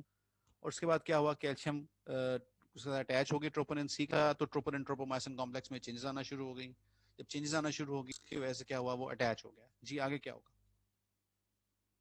Myosin heads rotate, move the attached actin, shorten the muscle fiber, forming the power stroke. तो अब मायोसिन हेड नेक्स्ट रोटेट करना शुरू हुआ, मतलब उसकी पुलिंग पावर स्टार्ट हो गई है। वो जो अटैच जिसके एक्टिन के साथ एडीपी के साथ अटैच है, उसको उसने करना शुरू कर दिया। इसकी वजह से मसल फाइबर शॉर्टन होना शुरू हो गया, सार्कोमेर शॉर्टन होना शुरू हो गया। इस स्टेप को कहते हैं, जब वो मायोसिन हेड पुल करता है एक्टिन को, this step is called as power stroke. फिर उसके बाद क्या होगा next? At the end of the power stroke, ATP binds to a now exposed site and causes a detachment from the actin filament. ठीक है, power stroke हो गया। Power stroke के बाद क्या हुआ, उसकी नेक्स्ट स्टेप है जो उसको खत्म करना है, डिटैचमेंट करवाना। ATP binds to new exposed site and causes a detachment of the actin filament। जी आगे। ATP is hydrolyzed into ADP and inorganic phosphate, and this chemical energy is used to recock the myosin head. अब again क्या हुआ, detachment होगी, फिर एक और ATP molecule गया और एक और एटीपी मॉलिक्यूल ने आगे दोबारा उसको एनर्जाइज करके कर दिया। That is this phenomena is called as recocking. Actually it is the cock position, recocking phenomena to achieve the cocked position. ठीक है, रीकॉकिंग हो गई, री एक्साइटेशन हो गई है, मतलब मायोसिन हेड को दोबारा एनर्जाइज कर दिया, री एनर्जाइज कर दिया गया। तो ये सारे स्टेप्स हैं जो कि पावर स्ट्रोक में होने चाहिए। अब यूजुअली ये है कि इसकी डेफिनेशन आती है, डेफिनेशन आपने गाइड में लिखनी, और उसके बाद ये 5 स्टेप्स जो हैं जो कि शेरवुड में लिखे हुए थे, ये 5 स्टेप्स आपने एज इट इज लिख दो, पूरे नंबर आपको इंशाल्लाह मिलेंगे। ये दोबारा समझाइएगा जरा। दोबारा समझाएं जी? कोई समझाएगा जिसको समझ आ गई है? मैं देखना चाहता हूँ। मैं समझाता हूँ सर। जी समझाओ। सर बेसिकली कॉक्ड पोजीशन वो है जिसके अंदर मायोसिन हेड्स रेस्ट में हैं। अभी ट्रोपोनिन ट्रोपोमायोसिन कॉम्प्लेक्स जो वो हिला नहीं है, अब सब कुछ रेस्ट पे है। इस पोजीशन को कॉक्ड पोजीशन कहते हैं। इसके अंदर मायोसिन के साथ एक एटीपी अटैच्ड होता है, एडीपी अटैच होता है, और फिर उसके बाद अगले स्टेप के अंदर कैल्शियम बाइंड करते हैं ट्रोपोनिन के साथ, और उसकी वजह से एक्टिव साइट्स जो है वो एक्सपोज हो जाती हैं। उसके बाद वो एक्टिन के साथ अटैच करके पावर स्ट्रोक शुरू है, जिससे सार्कोमेर शॉर्टन हो जाता है। उसके बाद क्या कहते हैं, एटीपी जो है वो एक्टिव साइट के साथ बाइंड करके डिटैचमेंट कॉज करता है, जिसके बाद रीकॉक पोजीशन में आने के लिए एटीपी एडेनोसिन डाइफॉस्फेट और इनऑर्गेनिक फॉस्फेट में ब्रेक करता है, और फिर उस एनर्जी की वजह से मायोसिन अपनी वापस स्टेट में चला जाता है। इसको रीकॉक। ठीक है, मैंने इसलिए ये डिटेल में यहाँ पे स्टेप्स लिखे हैं बिकॉज ये वाइवा का भी फेवरेट क्वेश्चन है, वाइवा में पूछा जाता है, और वाइवा के अंदर ये बड़ी डिटेल में अगर आप ये बता दोगे तो एक इंप्रेशन पड़ जाए। ठीक है, वाइवा के मैंने उसकी टिप्स देता हूँ हमेशा ये कि वाइवा आपने खुद लेके जाना है। अब यहाँ पर आप चीजें बात करोगे ना, जब पावर स्ट्रोक में बात करोगे तो फिर आगे आपको नेक्स्ट स्टेप में जो बात की होती है उसी से नेक्स्ट क्वेश्चन होता है, तो आप ट्रैकिंग वाइवा की खुद करते हैं। ठीक है, इसलिए वाइवा में वो चीज बोला करें जो आपको आती है अच्छी तरह। कोई एक्स्ट्रा चीजें अगर आप लिखना शुरू कर दोगे, बोलना शुरू कर दोगे, तो फिर वो उसकी तरफ डायरेक्शन चला जाएगी। जी ये हो गया पावर स्ट्रोक। अच्छा अब मैंने इस पे ये एक वीडियो सी है, आई डोंट नो ये चलती कि नहीं चलती, देखो भाई चल रही है। जी सर चल रही है। चलो इसको देख लो जरा, ये मुझे फिर एक्सप्लेन करनी है, आप इसको देखो, मिनट का टाइम है आपके पास।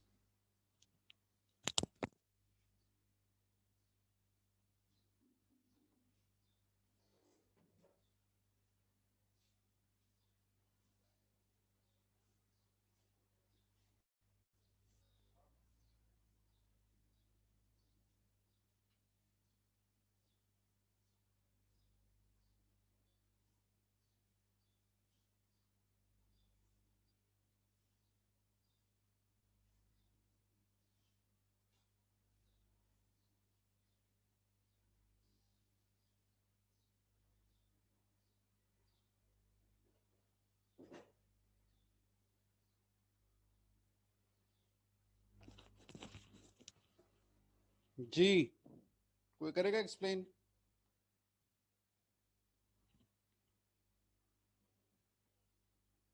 हेलो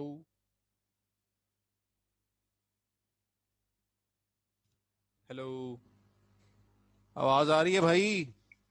यस सर समझ रहा हूँ। ये क्या हुआ इसमें बताओ।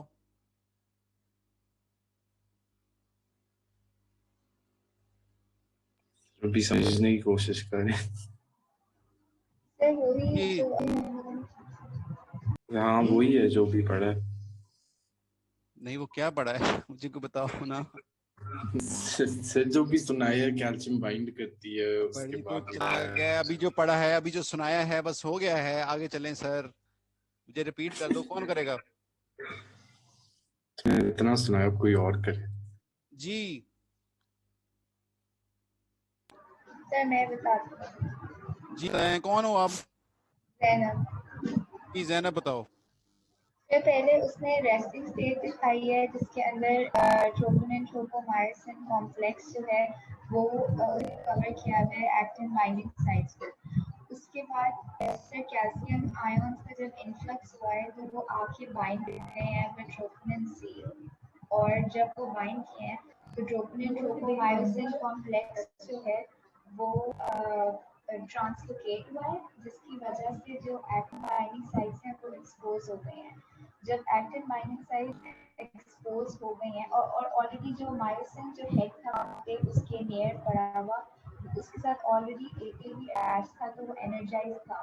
तो जब वो एक्सपोज हुई है तो उसके बाद मायोसिन हेड जो है उसकी जो एक्टिन बाइंडिंग साइट पे भी जाके अटैच होती है एक्टिन के ऊपर एंड और उसके बाद जो है ना ATP converts to ADP with the release of energy, और ये जो एनर्जी रिलीज होती है this will initiate power stroke जिसकी वजह से एक्टिन फिलामेंट की लेंथ शॉर्टन हुई है, और इसके बाद सेकेंड एटीपी मॉलिक्यूल एंटर हुआ है जिसकी वजह से डिटैचमेंट हुई है from the myosin head actin filament. चलो वेरी गुड शाबाश।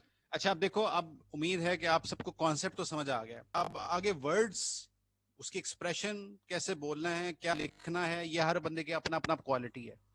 मेरा काम है आपको कॉन्सेप्ट समझाना, ठीक है? हम आपको कॉन्सेप्ट समझाएंगे, उसे फिर आगे रट्टे में कन्वर्ट करना है या उसको समझ के लिखने में कन्वर्ट करना है या वो उसको पॉइंट्स बनाने हैं, ये अब आप लोगों की अपनी अपनी एफर्ट है जिसकी डिसीजंस बनेगी, ठीक है? तो इसलिए कॉन्सेप्ट, बेसिक से कॉन्सेप्ट समझा करो। सर मेरा ख्याल है मसल कंट्रैक्शन का कॉन्सेप्ट समझ आ गया सब।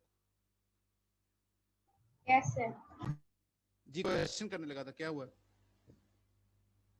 सर जो पोजीशन है उसमें सेकंड एटीपी जब एडीपी और पीआई में चेंज होता है तो ये दोबारा ही अटैचमेंट होती है, मतलब रेस्ट स्टेट में आता है। रेस्ट स्टेट में वही है, देखो मेरी बात सुनो, इसकी एग्जांपल चलो मैं इस तरह देता हूँ। एक ड्रम है, ठीक है, एक ड्रम है, उस ड्रम को कवर करके रखा हुआ है हमने हार्ड बोर्ड के साथ। अब हार्ड बोर्ड के साथ है तो मैं ड्रम को बीट तो नहीं कर सकता ना? कर सकता हूँ बीट? बताओ भाई, नहीं कर सकता हूं। तुम्हारे सल का मसला है कि तुम वैसे ही ऐसे बोल रही हो, हैं? नहीं कर सकते बीट, तो मैं क्या करूंगा, जो स्टिक है, स्टिक जो है, मैंने स्टिक के ऊपर स्पेशली एक चीज लगाई और मैंने सोच रहा हूँ कि उस स्टिक से जब एक चीज लगानी, एक दफा मैं बीट कर दूंगा उसको, फिर दोबारा लगाने के लिए, दोबारा बीट करने के लिए मैं दोबारा उस पर चीज लगानी पड़ेगी। एक स्पेशलाइज चीज है जिससे वो उसकी बीट की साउंड बहुत ज्यादा बढ़ जाएगी। ठीक है, तो अब क्या होगा, उसको कवर करके रखा हुआ है। एक बंदा आया, बंदे का नाम है कैल्शियम। उस कैल्शियम ने क्या किया, उस बोर्ड को पीछे कर दिया कि वैसे जो एक्टिव साइड थी, ड्रम जो है वो एक्सपोज हो गया और मैंने स्टिक जोर से ड्रम के मार दी। ठीक है, जैसे इसके ऊपर मारी, दोबारा उस बंदे ने कहा कि जी तुमने ये ड्रम के साथ क्या कर दिया, उसने दोबारा उसको कवर कर दिया। अब मैं क्या करूंगा, मैं दोबारा अपनी स्टिक के ऊपर चीज लगा के मैं रेडी हूं, मैं तैयार बैठा हूं, जैसे ही एक्सपोज हो गया मैंने कर देना। तो ये जो मैं रेडी हूं, मेरी रेडीनेस है, मैंने स्टिक को तैयार किया हुआ है, this is called as cocked position. और जैसी मुझे एक्टिव साइड्स मिलेंगी, ड्रम की साइड मिलेगी, मैं इसको हिट कर दूंगा। ये जो हिट करना है, this is called as power stroke. ठीक है, आप समझ आई? इसे बहुत अच्छे से समझ आ गई। अब बहुत अच्छे से समझ आ गई है, अच्छा चलो शुक्र है। सर ये जो कंट्रैक्शन है, हाँ, इसको वॉक अलोंग थ्योरी भी कहते हैं। जी जी बिल्कुल कहते हैं, आपको दिखाता हूँ आगे। ये देखो, ये ऐसे लग रहा है ना कि ये फुट है और आप उस पे चल रहे हैं जमीन पे जी, इसलिए कहते हैं वॉक अलोंग थ्योरी, या इसका एक नया नाम एक दफा यूएचएस ने दिया था और सारे बच्चे परेशान कंफ्यूज होके आगे। दैट इज, कोई बताएगा दूसरा नाम क्या होता है वॉक अलोंग थ्योरी का? रैचेट। वेरी गुड, शाबाश, रैचेट थ्योरी। ठीक है, this is also called as ratchet theory. इसमें आप देख सकते हो कि कैसे वो ये जो येलो वाली चीज आपको नजर आ रही है, दिस इज द कैल्शियम। ये कैल्शियम लगा जिसकी वजह से क्या हो रहा है, ट्विस्टिंग हो रही है। अभी जस्ट चीज को नोटिस करो, ये येलो जो आ रहा है ना, येलो, ये यहाँ पर येलो चीज लगी, दिस इज कैल्शियम। इसके से क्या हो रहा है, ट्विस्टिंग हो रही है। जब ट्विस्टिंग हो रही है तो एक्टिव साइट्स एक्सपोज हो रही हैं, देखो आप। ठीक है, एक्टिव साइट्स एक्सपोज हो रही हैं। और ये जो ग्रीन वाला पार्ट है, ये देखो आप, ये एटीपी है। ये एटीपी जब लगता है तो वो क्लीव हो रहा है, जिसकी वजह से एनर्जी निकल रही है, जिसकी वजह से वो कर रहा है। ऐसे ही है ना? जी सर, यही है। This is also called as walk along theory. ये सारा वही मैकेनिज्म है जो कि मैंने आपको पूरी स्टोरी सुना दी है। ये उसी मैकेनिज्म की बेस पे इसको हम डिस्कस कर सकते हैं। आपको जो पोर्शन पूछा जाए उसको वहीं से स्टोरी को कंटिन्यू कर दें, जो चीज जहां से आ रही है। ठीक है, इसके अलावा मेरा नहीं ख्याल के ये एनएमजी ट्रांसमिशन जो करनी है उसको भी मैं सारी चीजें कवर कर गया हूँ। जी, अब देखता हूँ कौन बताएगा। इन सार्कोमेर जी सर फर्स्ट और सेकंड एटीपी के फंक्शन दोबारा बता दें प्लीज, काइंडली फर्स्ट और इसको दोबारा सेकंड एक्सप्लेन। एटीपी, देखो सिंपल सी बात है। फर्स्ट एटीपी का फंक्शन है, जब लगना है तो वहां पर क्या होगा, एडीपी और फॉस्फेट एनर्जी जो है वो बन जाएगी, वो कॉक्ड पोजीशन में रेडी हो जाएगा। ठीक है, जिस वो अटैच होगा वहां से एनर्जी लिबरेट होगी और पुल होगी। ये पहले एटीपी का फंक्शन है। फिर दूसरा एटीपी आएगा, डिटैच करवा देगा। बस इतनी सी दो एटीपी मॉलिक्यूल्स होते हैं, एक कंट्रैक्शन के, एक अटैचमेंट डिटैचमेंट। अटैचमेंट एक अटैचमेंट के लिए यूज हो रहा है, एक डिटैचमेंट के लिए यूज हो रहा है। ठीक है जी सर। जी, अब ये कौन बताएगा changes in sarcomere during muscle contraction?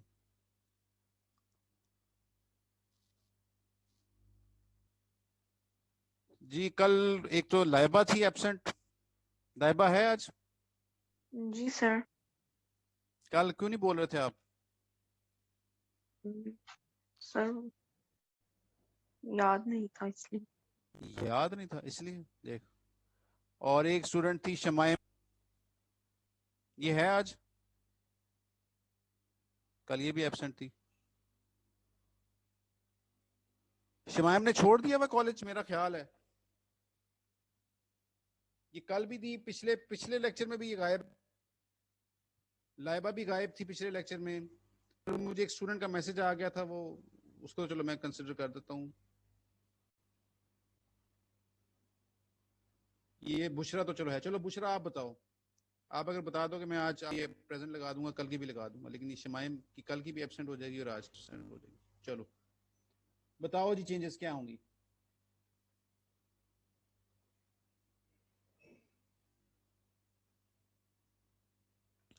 अब बोलो, मैं कोई लेटर भेजूं?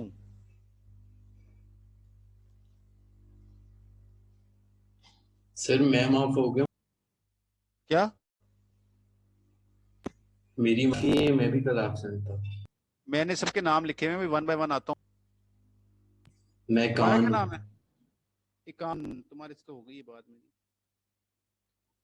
अब बुश ने बोलना है कि तुम्हें मैं एब्सेंट कर दूं?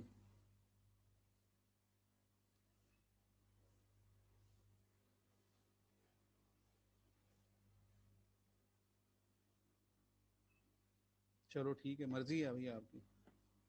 जी कोई और बताना चाहेगा? सर मैं बताऊं? मैं का नाम क्या है?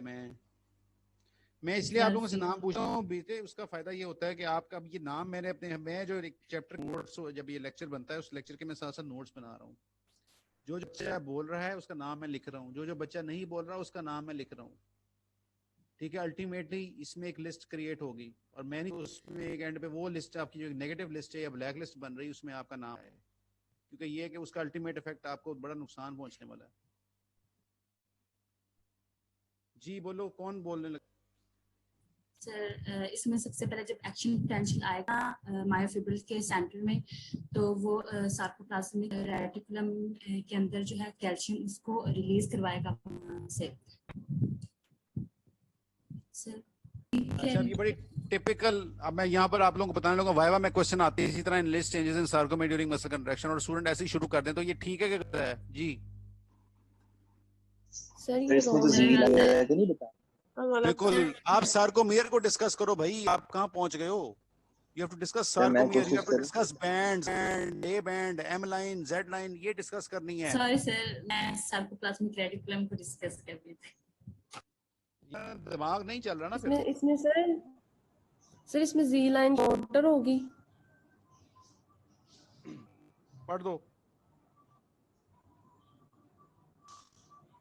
पढ़ो इसको जल्दी से। सर कौन? आप ही पढ़ दो भाई, आपका क्या नाम है? सर आमना बशारत। आमना बशारत, पढ़ो। Changes in sarcomere during contraction, following changes occur. Z lines pull inward, A band remains constant, I band is shortened, H zone disappear, M band becomes prominent.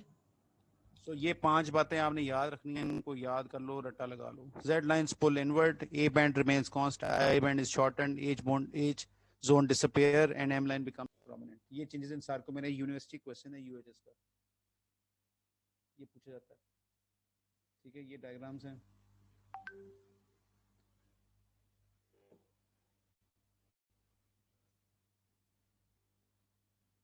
ठीक है, अब बताओ, ये सारा एक्सप्लेन कर चुका हूँ, कौन बताएगा? जी आर, चलो बताओ भाई।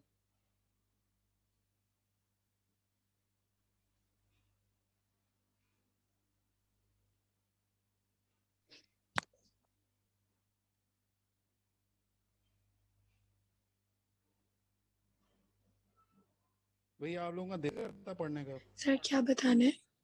ये सवाल देख लो, क्या है, क्या है सवाल?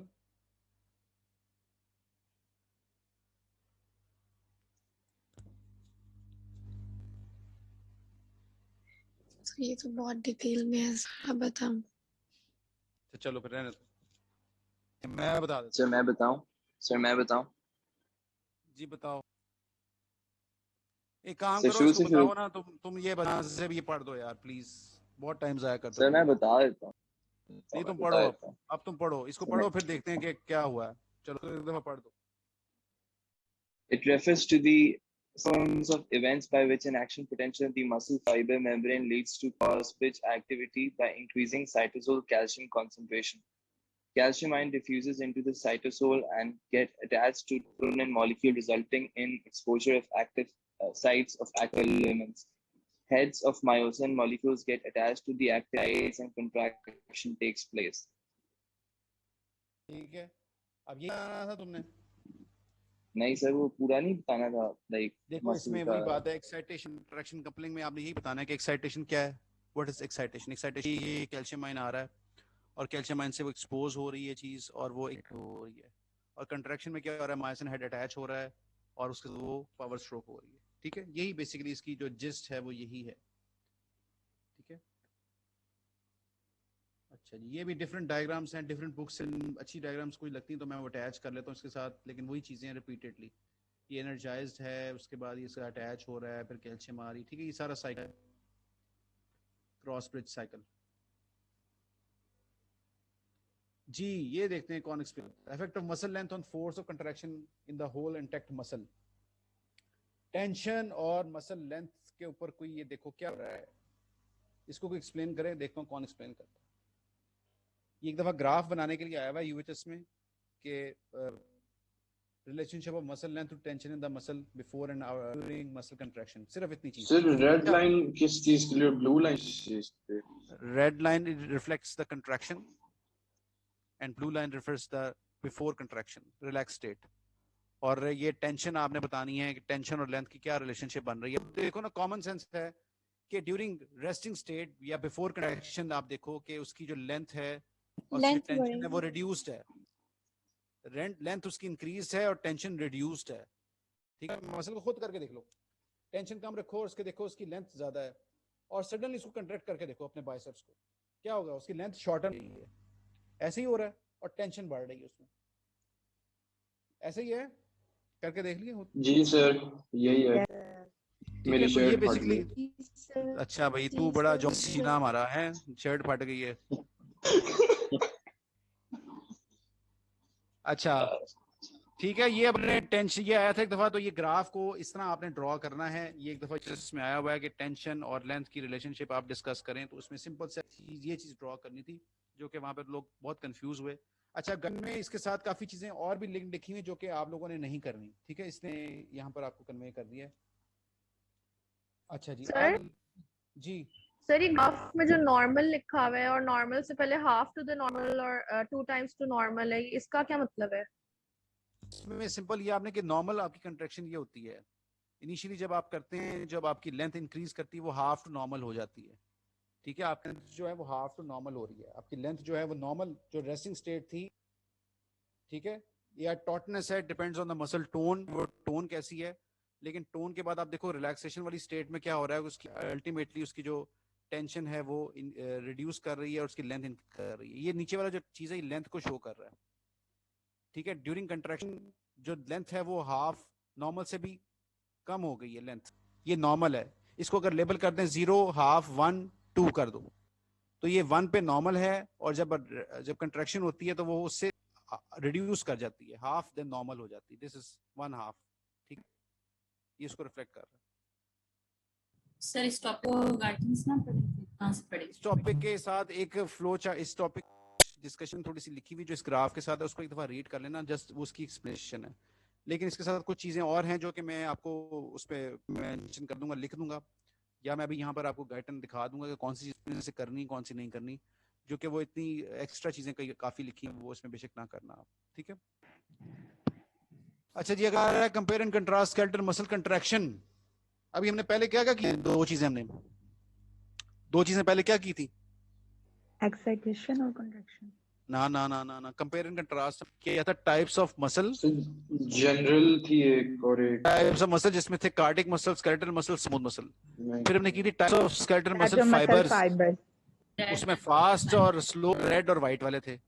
अब है types of skeletal muscle contraction की टाइप्स।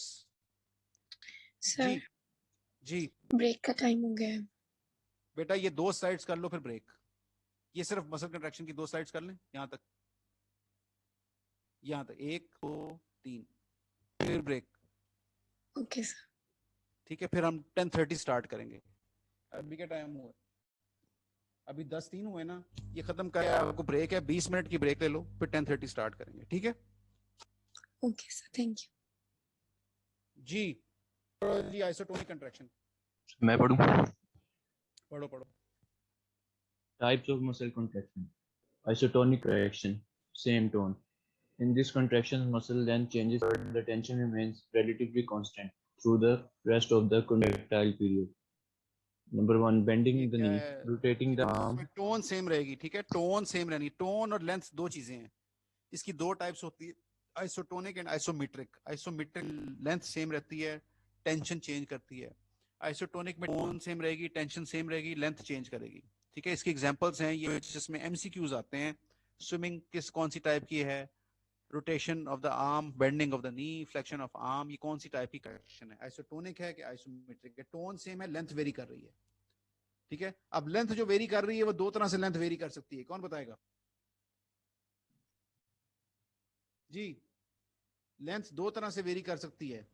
फिर एक कॉन्ट्रैक्शन और एक एक्सटेंशन का रिफ्लेक्शन से एक में लेंथ इंक्रीज करती है, एक में लेंथ डिक्रीज करती है। तो हम कह सकते हैं कि आइसोटोनिक कंट्रैक्शन जो है उसमें दो टाइप्स होती हैं, जो कि गाइटन में नहीं लिखी हुई है, आपकी फॉरेन बुक में ये मेंशन है, कंसेंट्रिक एंड इसेंट्रिक कंट्रैक्शंस। ये लास्ट टाइम वाइवे के लिए हमारे सिम्स के एचओडी और एक स्टूडेंट ने ये जब उनको बताया तो वो बहुत इम्प्रेस हुए, बहुत खुश हुए कि ये तो गाइटन में भी नहीं था और आपने इसका मतलब आप रेफरेंस बुक्स पढ़ती हो, और उसको बहुत एक्सीलेंट मार्क्स देखे गए। तो ये कि इस चीज़ों का, और उसने बाद में आके मुझे उसने स्पेशली थैंक यू कहा कि सर आपने वो चीज़ वहाँ मेंशन की हुई थी और मैंने वो बोल दी, हालांकि मैंने रेफरेंस बुक कोई नहीं पढ़ी, लेकिन मेरी आज वाह हो गई है। तो ये चीज़ें हैं जो आप लोग हम लोग इकट्ठी करके देते हैं और हम उनको याद कर लो और पेपर में भी लिखोगे तो इसका इम्पैक्ट आता है। इसकी दो आइसोटोनिक की दो हैं, concentric isotonic contraction and eccentric isotonic contraction. Concentric में क्या है, मसल लेंथ शॉर्टन्स, और इसेंट्रिक में मसल लेंथ इंक्रीज कर रही है, लेंथन्स। तो आइसोटोनिक टोन सेम है, लेंथ चेंज कर रही है। अब लेंथ चेंज कर रही है, दो पॉसिबिलिटीज है, लेंथ इंक्रीज भी कर सकती है, डिक्रीज भी कर सकती है। जब लेंथ इंक्रीज करती है it is called as concentric isotonic contraction. अब इसको नाम इस तरह पूरा बोलना है, खाली ये नहीं कहना concentric contractions. Concentric isotonic contraction इसका पूरा नाम है, और इसेंट्रिक आइसोटोनिक कंट्रैक्शन जिसमें लेंथ इंक्रीज कर रही है। ठीक है, और दूसरा क्या टाइप आ जाएगी, आइसोमेट्रिक कंट्रैक्शन, इसमें लेंथ सेम है बट टोन वेरी कर रही है। इसकी एग्जांपल क्या है, बॉडी बिल्डिंग, वेट लिफ्टिंग, यानी हैवी ऑब्जेक्ट, ये आपकी आइसोमेट्रिक कंट्रैक्शन। तो दो इसकी टाइप्स हैं, आइसोटोनिक एंड आइसोमेट्रिक। आइसोमेट्रिक में लेंथ सेम है, टोन वेरी कर रही है, और आइसोटोनिक के अंदर टोन सेम है, लेंथ वेरी कर रही है। लेंथ वेरी जो कर रही है उसमें दो टाइप्स हैं, कंसेंट्रिक और इंसेंट्रिक। समझ आ गया ये कॉन्सेप्ट? सर टोन टेंशन है ना? क्या टेंशन? हाँ, टोन बिल्कुल टेंशन है सर, लेकिन अभी हमने पीछे ग्राफ में तो ये पढ़ा है, हम अपनी शॉर्ट कर दे लेंथ तो टेंशन ज्यादा हो जाती है। मैं वही कह रहा हूँ कि वो एक generalize mechanism of muscle contraction है, लेकिन इसमें इसकी मसल कंट्रैक्शन की भी कुछ टाइप्स हैं।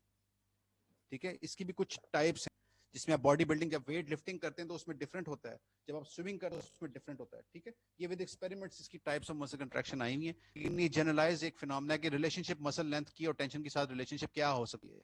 वो ये नहीं पूछ रहा है उसकी टाइप्स में क्या होगी, वो जनरलाइज पूछ रहा है। ठीक है,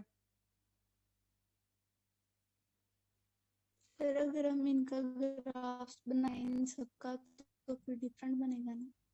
बिल्कुल डिफरेंट बनेगा। आपने ग्राफ सिर्फ वही बनाना है, आपकी गाइड में वही ग्राफ लिखा हुआ है और कुछ नहीं लिखना। उससे पहले ग्राफ से पहले ना उसने एक मसल फाइबर के ऊपर भी बात की हुई है, ABCDE वाली, वो भी एक दफा अगर आप रीड कर लोगे तो आपको और कॉन्सेप्ट क्लियर हो जाएगा। ठीक है, लेकिन मैंने आपको कॉन्सेप्ट मेनली दे दिया है, लेकिन अगर आप उसको रीड करेंगे तो आपको और चीजें क्लियर हो जाएंगी। वो ABCDE वाला ग्राफ है, A से B तक कैसे गए, B से C में क्या हुआ है, वो भी आप एक दफा देख सकते हैं। अब यहाँ पर जिसने ब्रेक लेनी है वो ब्रेक ले ले, और जिसने वैसे ओवरऑल मेरे से डिस्कशन करनी है वो कर ले। जिसने ब्रेक लेनी है वो ब्रेक ले ले। चलो हम 10:30 पे लेक्चर स्टार्ट करेंगे। सर ये ग्राफ दोबारा आ दें। नया लिंक आएगा या यही हुआ? यही लिंक बेटा, मैं तो यहाँ बैठा हूँ, जिसने मेरे से डिस्कशन करनी है वो कर ले। आप लोग चले जाओ 10:30 पे। अगर ये मैंने बंद कर दिया मैं 10:30 पे नया लिंक भेज दूंगा, कोई मसला नहीं। सर हमने कल एग्जैक्टली क्या पढ़ा था? क्या हमने कल एग्जैक्टली क्या पढ़ा था? कल एग्जैक्टली क्या पढ़ा था? कल हमने कुछ भी नहीं पढ़ा था ऐसा, हमने डिस्कशन की थी। हमने उसके मसल फाइबर की टाइप्स देखी थी, हमने उसके जो सारा सार्कोमेयर को डिस्कस किया था, हमने सार्कोमेयर के कॉन्सेप्ट को डिस्कस किया था, हमने ए बैंड आई बैंड को डिस्कस किया था। कल नहीं थे सर? मेरी आंख लग गई थी ना, लेकिन आज जो हमने पढ़ा, आज हमने कुछ नया, वैसे मतलब ये टेंशन वाला जो भी किया ये ही नया था। इससे पिछला तो सारा पढ़ा हुआ था, ये कैल्शियम वाला, ये बस इसमें कुछ टर्म्स थी। मैंने अब मैं कह रहा हूँ कि मैंने उसमें अब आपको उसी तरह लेके चल रहा हूँ ना। आप लोगों को लगता है ऐसे ही पहले सारा कुछ किया हुआ, लेकिन उसकी मैंने पहले बेस बनाई होती है, कॉन्सेप्ट पहले ही आपको दिया होगा। अब देखो मैंने आज NMJ शुरू नहीं किया, लेकिन मैंने NMJ का कॉन्सेप्ट आप लोगों को दे दिया आज ही, क्योंकि वो पूरी स्टोरी मैंने जब बताई है प्री सिनेप्टिक एरिया वाली, एसिड कोलिन वाली, वो मैंने सारा कॉन्सेप्ट आज आपको दे दिया है। अब हम जब ट्रांसमिशन करेंगे आपको लगेगा सर ये तो हमने पहले किया हुआ है। ठीक है, तो ठीक है। और जी कोई सर मसल टोन का बता दें। सर मसल टोन का बता दें। मसल टोन बेटा ये होती है कि आपका जो मसल है, जैसे अब ये देखो पर आपके यूजुअली क्या होता है कि एक टॉटनेस मेंटेन हुई, एक टेंशन मेंटेन हुई हुई है, एक मसल स्लाइटली करेक्टेड स्टेट में रहता है। उसका फंक्शन ये होता है कि आपका वो जो मसल है वो शेप में मेंटेन रहे, उसकी एक स्ट्रक्चर मेंटेन रहे, ताकि जो अंदर उसका आर्किटेक्चर है जिसमें सार्कोमियर मेंटेन हुआ हुआ है वो एक मेंटेन रहे। ये टॉटनेस है, स्लाइट टॉटनेस है, जो कि न्यूरोनिक आपकी नर्व्स की इनर्वेशन से होती है, वो टॉटनेस की वजह से वो मेंटेन होती है, तो वो एक इसको मसल टोन। तो कुछ डिफरेंट डिजीज होती हैं, उसमें टोन इंक्रीज भी कर सकती है, डिक्रीज भी कर सकती है। ठीक है, ये होती है muscle tone. Sir thank you जी। ग्राफ समझ नहीं आ रहा। ग्राफ समझ नहीं आ रहा? ग्राफ में क्या है? देखो ये ब्लू वाली लाइन तो है, ये ग्राफ में ये ब्लू वाली लाइन ग्राफ शो में कर ये रही है। समझ नहीं आ रहा कि ये हम ब्लू लाइन देख रहे हैं, इसमें हम देख रहे हैं कि जो लेंथ है इसके अंदर भी इंक्रीज आ रहा है, जबकि वो रिलैक्स स्टेट में है, तो वो किस तरह से इंक्रीज आ रहा है और उसके साथ टेंशन में भी इंक्रीज आ रहा है। देखो आप बस ये माइंड में रखो, इसको आपने की जो ब्लू वाली लाइन है ना, इसको समझो resting state, this is resting state, और रेड वाली साइन है this is the contracted state.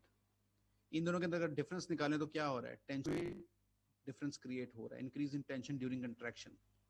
ठीक है, आपने बेसिकली ये प्रूव करना है कि विद जब कंट्रैक्शन होती है तो उसमें टेंशन इंक्रीज करती है, और अल्टीमेटली आप देखोगे उसकी लेंथ भी वेरी कर रही है। तो आपने बस ये बात उसमें प्रूव करनी कि टेंशन और लेंथ वेरी करती है कंट्रैक्शन स्टेट और रेस्टिंग स्टेट के बीच में। तो अगर हम लोग ग्राफ का एंड पॉइंट देखें तो टेंशन तो सेम ही आ रही है।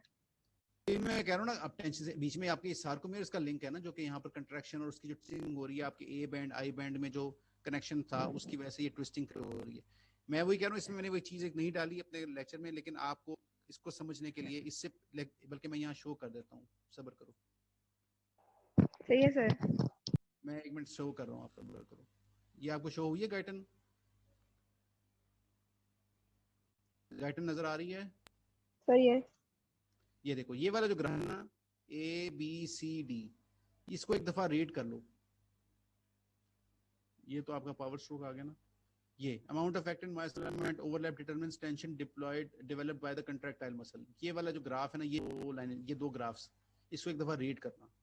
फिर रीड करके अगर आपको उम्मीद है कि आपको प्रॉब्लम नहीं होगी, इसको रीड करो एक दफा, आपको ये सब समझ ठीक है सर, ठीक है। ठीक है जी सर जी सर सार्कोप्लाज्मिक रेटिकुलम के कैल्शियम रिलीज होने से पहले जो आपने इवेंट्स बताई थी ना, वो दोबारा बताते हैं, क्योंकि मेरा ना उस वक्त लेक्चर के स्टार्ट में इंटरनेट प्रॉब्लम था। अच्छा लो, ये बताएगा कौन बताएगा? यहाँ पर कौन नजर आ रहा है?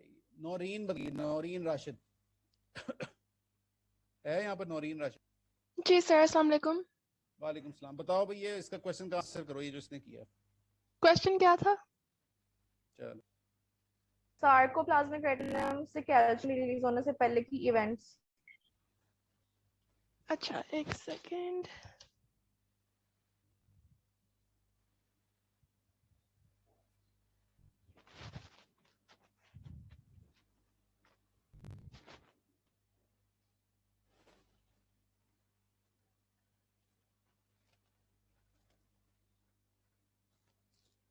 चलो सर मैं बताऊं? सर आप ही बता दें। इतनी देर में तो मैंने कॉलेज पहुंच जाना है। नौरीन सर मैं बता दूं? मतलब तुम पढ़ती नहीं हो, तुम समझ ही नहीं आई, नौरीन को भी नहीं समझ आई हुई, ऐसी बैठी हुई है। नहीं, मैं तो बुक में पढ़ रही थी। तो मैंने जो समझाया था, देखो मैं तो बुक खोल ही नहीं है, मैं तो बुक की बात ही नहीं करता। मैं तो आप लोगों को, देखो मैं फिर अगेन बता दूं, वो थोड़ा सा शायद ये डिफरेंस लगे, मुझे उम्मीद है कि ऐसा लग रहा होगा। डॉक्टर जो है ना, वो आपको पढ़ाते हैं डिटो, है ना, ऐसे ही स्लाइड में कहते हैं ये अब यहाँ से याद कर लो, ऐसे कर लो, वैसे कर लो। मेरा जो लेक्चर बेसिकली मैं होता है, शायद कॉन्सेप्ट में ज्यादा जाता हूँ, मैं आपको कॉन्सेप्ट दे रहा हूँ। आपको ऐसी चीज फील हुई है कि बिल्कुल? जी सर, सर बिल्कुल कॉन्सेप्ट की सर हम ऐसे ही कर सकते हैं जैसे आपकी स्लाइड्स, और आप टोटली कॉन्सेप्चुअल पढ़ाते हैं, मतलब इधर ही याद हो जाता है। और एक मर्तबा गाइडेंस पढ़ के अगर हम खुद से भी लिखना चाहें तो हमारा सही होगा। चलो अच्छी बात है, बस फिर ये है कि कॉन्सेप्ट समझ लिया करो ना। टोटली कॉन्सेप्ट अच्छा सुन लो, टोटली कॉन्सेप्चुअल लिखें, बिकॉज मुझे सर बचपन से आदत है। आंसर दे दें काइंड। यही बात स्टार्ट होगी, वो परेशान हो गई है। अच्छा चलो, इसका स्टोरी ये थी, मैंने बताई थी आपको, जब एक्शन पोटेंशियल आता है मसल के अंदर तो वहां पर जाके वो टीटी पे उसमें मूव कर रहा होता है, और टीटी पे मूव करके मैंने ये बताया था। क्या नाम है तुम्हारा? आपका नाम क्या है मीरब, बेटा? मीरब मीरब। खान। मीरब, तुम गाड़ी आ रही हो, तुम फटाफट मेन रोड पे आ गई हो, मेन रोड पे आके तुमने 2 गाड़ियों को मार दिया है। 2 गाड़ियों को मारना है तुमने जरूर। वो किस कलर की होंगी गाड़ी? चलो बताओ तुम्हारे फेवरेट कलर्स। वो पहले ही ब्लू और घबराई हुई है, उसको और घबरा रहा है। सबर करना, उसको समझा रहा हूं मैं। ब्लू और ग्रीन। चलो ब्लू और, तो जी अब मीरब निकली है गाड़ी लेके, अपनी व्हाइट कलर की गाड़ी लेके गई, उससे पहले ब्लू गाड़ी को हिट किया, और ब्लू गाड़ी का नाम था DHP, डाई हाइड्रोपिरिडीन, ठीक है। और जो ग्रीन गाड़ी थी उसका नाम था RYR। तो ब्लू और ग्रीन गाड़ी को जब आपने हिट कर दिया, उनको तबाह कर दिया टोटली, तो फिर क्या, उन्होंने घर किया फोन, और घर से क्या हुआ फिर, उन्होंने किधर किया फोन? सार्कोप्लाज्मिक रेटिकुलम को, वहां से कैल्शियम रिलीज हो गया। अब कैल्शियम रिलीज हुई तो वो जाके ट्रोपोनिन सी पे अटैच कर गई। ट्रोपोनिन सी पे अटैच कर गई तो फिर आगे आपको पता है। तो शुरू के स्टेप्स क्या हैं? पोटेंशियल ने आगे DHP रिसेप्टर्स को हिट करना है, DHP रिसेप्टर स्टिमुलेट होंगे तो RYR हिट होंगे, RYR रिसेप्टर एक्टिवेट होंगे तो उसके रिजल्ट में सार्कोप्लाज्मिक रेटिकुलम से कैल्शियम रिलीज होगी। ठीक है, आप समझ गई? सर RYR और DHP जो है वो TTP में पड़े होते हैं। बिल्कुल, TTP में DHP लगे होते हैं और उसके साथ कनेक्टेड। देखो बेसिकली होता है ये कि DHP रिसेप्टर, RYR और सार्कोप्लाज्मिक रेटिकुलम ये इस तरह है, जैसे फॉर एग्जांपल यहाँ पर एक स्टूडेंट आप हो, आप आउटर साइड पे हो, ठीक है, आपने सिग्नल रिसीव करना है, आपने रिसीव करके RYR को देना है, RYR ने करके आगे सार्कोप्लाज्मिक रेटिकुलम को देना है। तो ये ट्राइड है। जब सिग्नल DHP को मिलेगा तो वो RYR को मिलेगा, RYR को मिलेगा तो सार्कोप्लाज्मिक रेटिकुलम मिलेगा। ठीक है, ठीक है sir, thank you so much. Okay चलो भाई, अब ब्रेक है, सर 10:30 बजे मिलते हैं जी। सर सर कल हमने एक पॉइंट पढ़ा था कि जो ट्रोपोनिन सी है उसके ऊपर ADP साइड्स हैं जो एक्सपोज होती हैं बाद में ट्रोपोनिन अटैचमेंट के टाइम पे। के ऊपर, ट्रोपोनिन के ऊपर मैं तो नहीं पढ़ा था। ट्रोपोनिन तो एक बिल्कुल सेपरेट स्टोरी है, ट्रोपोनिन तो सी थी। सर ट्रोपोनिन मतलब सी इस तरह का 4 कुछ कैल्शियम। पढ़ा था कल, इस तरह का कुछ पढ़ा था कल के ट्रोपोमायोसिन मॉलिक्यूल जो है वो कवर्ड होता है ट्रोपोनिन से, जो कि स्पेशलाइज्ड बटन के ऊपर होते हैं देखो मैंने ये ट्रोपोनिन। बताया था कि आपके जो एफ एक्टिन मॉलिक्यूल्स होते हैं उनके ऊपर ADP मॉलिक्यूल्स लगे होते हैं, ठीक है। और ADP मॉलिक्यूल्स को कवर किया होता है ट्रोपोमायोसिन ने। सर एक ADP हाँ, ADP को कवर किया हुआ ट्रोपोमायोसिन ने। सही है सर, समझ आ गया सर, थैंक यू सर। खुद ही कंफ्यूज चल रही। तू मैंने भी कंफ्यूज करी जा रही है, मैं भी क्या, मैं पता नहीं की पढ़ाता है। सॉरी। चलो सर जी। सर ये जो आपने स्लाइड्स हमसे शेयर किए हैं इनको आपने मॉडिफाई किया है? जी जी मैंने मॉडिफाई किया है, और मैं मॉडिफाई करके आप लोगों को उस दिन मैं इसलिए नहीं भेज रहा था, आप लोग बार बार बोल के कहा था जी हमें स्लाइडें दे दो, स्लाइडें दे दो, क्योंकि मैं इसमें भी चीजें ऐड करना था। मैं आज भी सुबह ऐड कर रहा था। मैं आपको इसको जब कंप्लीट बना लूंगा ना, इसको मैं मॉडिफाई कर रहा हूँ, मैं लेटेस्ट एडिशन के ऊपर भी, और मैं जो डिफरेंट बुक्स हैं उनके एडिशंस भी ऐड कर रहा हूँ, क्योंकि मुझे होता है कि जो नेक्स्ट आपका पेपर UHS का बनना है वो लेटेस्ट एडिशन माइंड में रख के बनना है। तो मैं इनको चीजों को अपग्रेड कर रहा हूँ, आपको अपग्रेड करके आज या कल मैं आपको इंशाल्लाह प्रोवाइड कर दूंगा, ठीक है। लेटेस्ट 2021 के कॉपीराइट्स के साथ, ओके।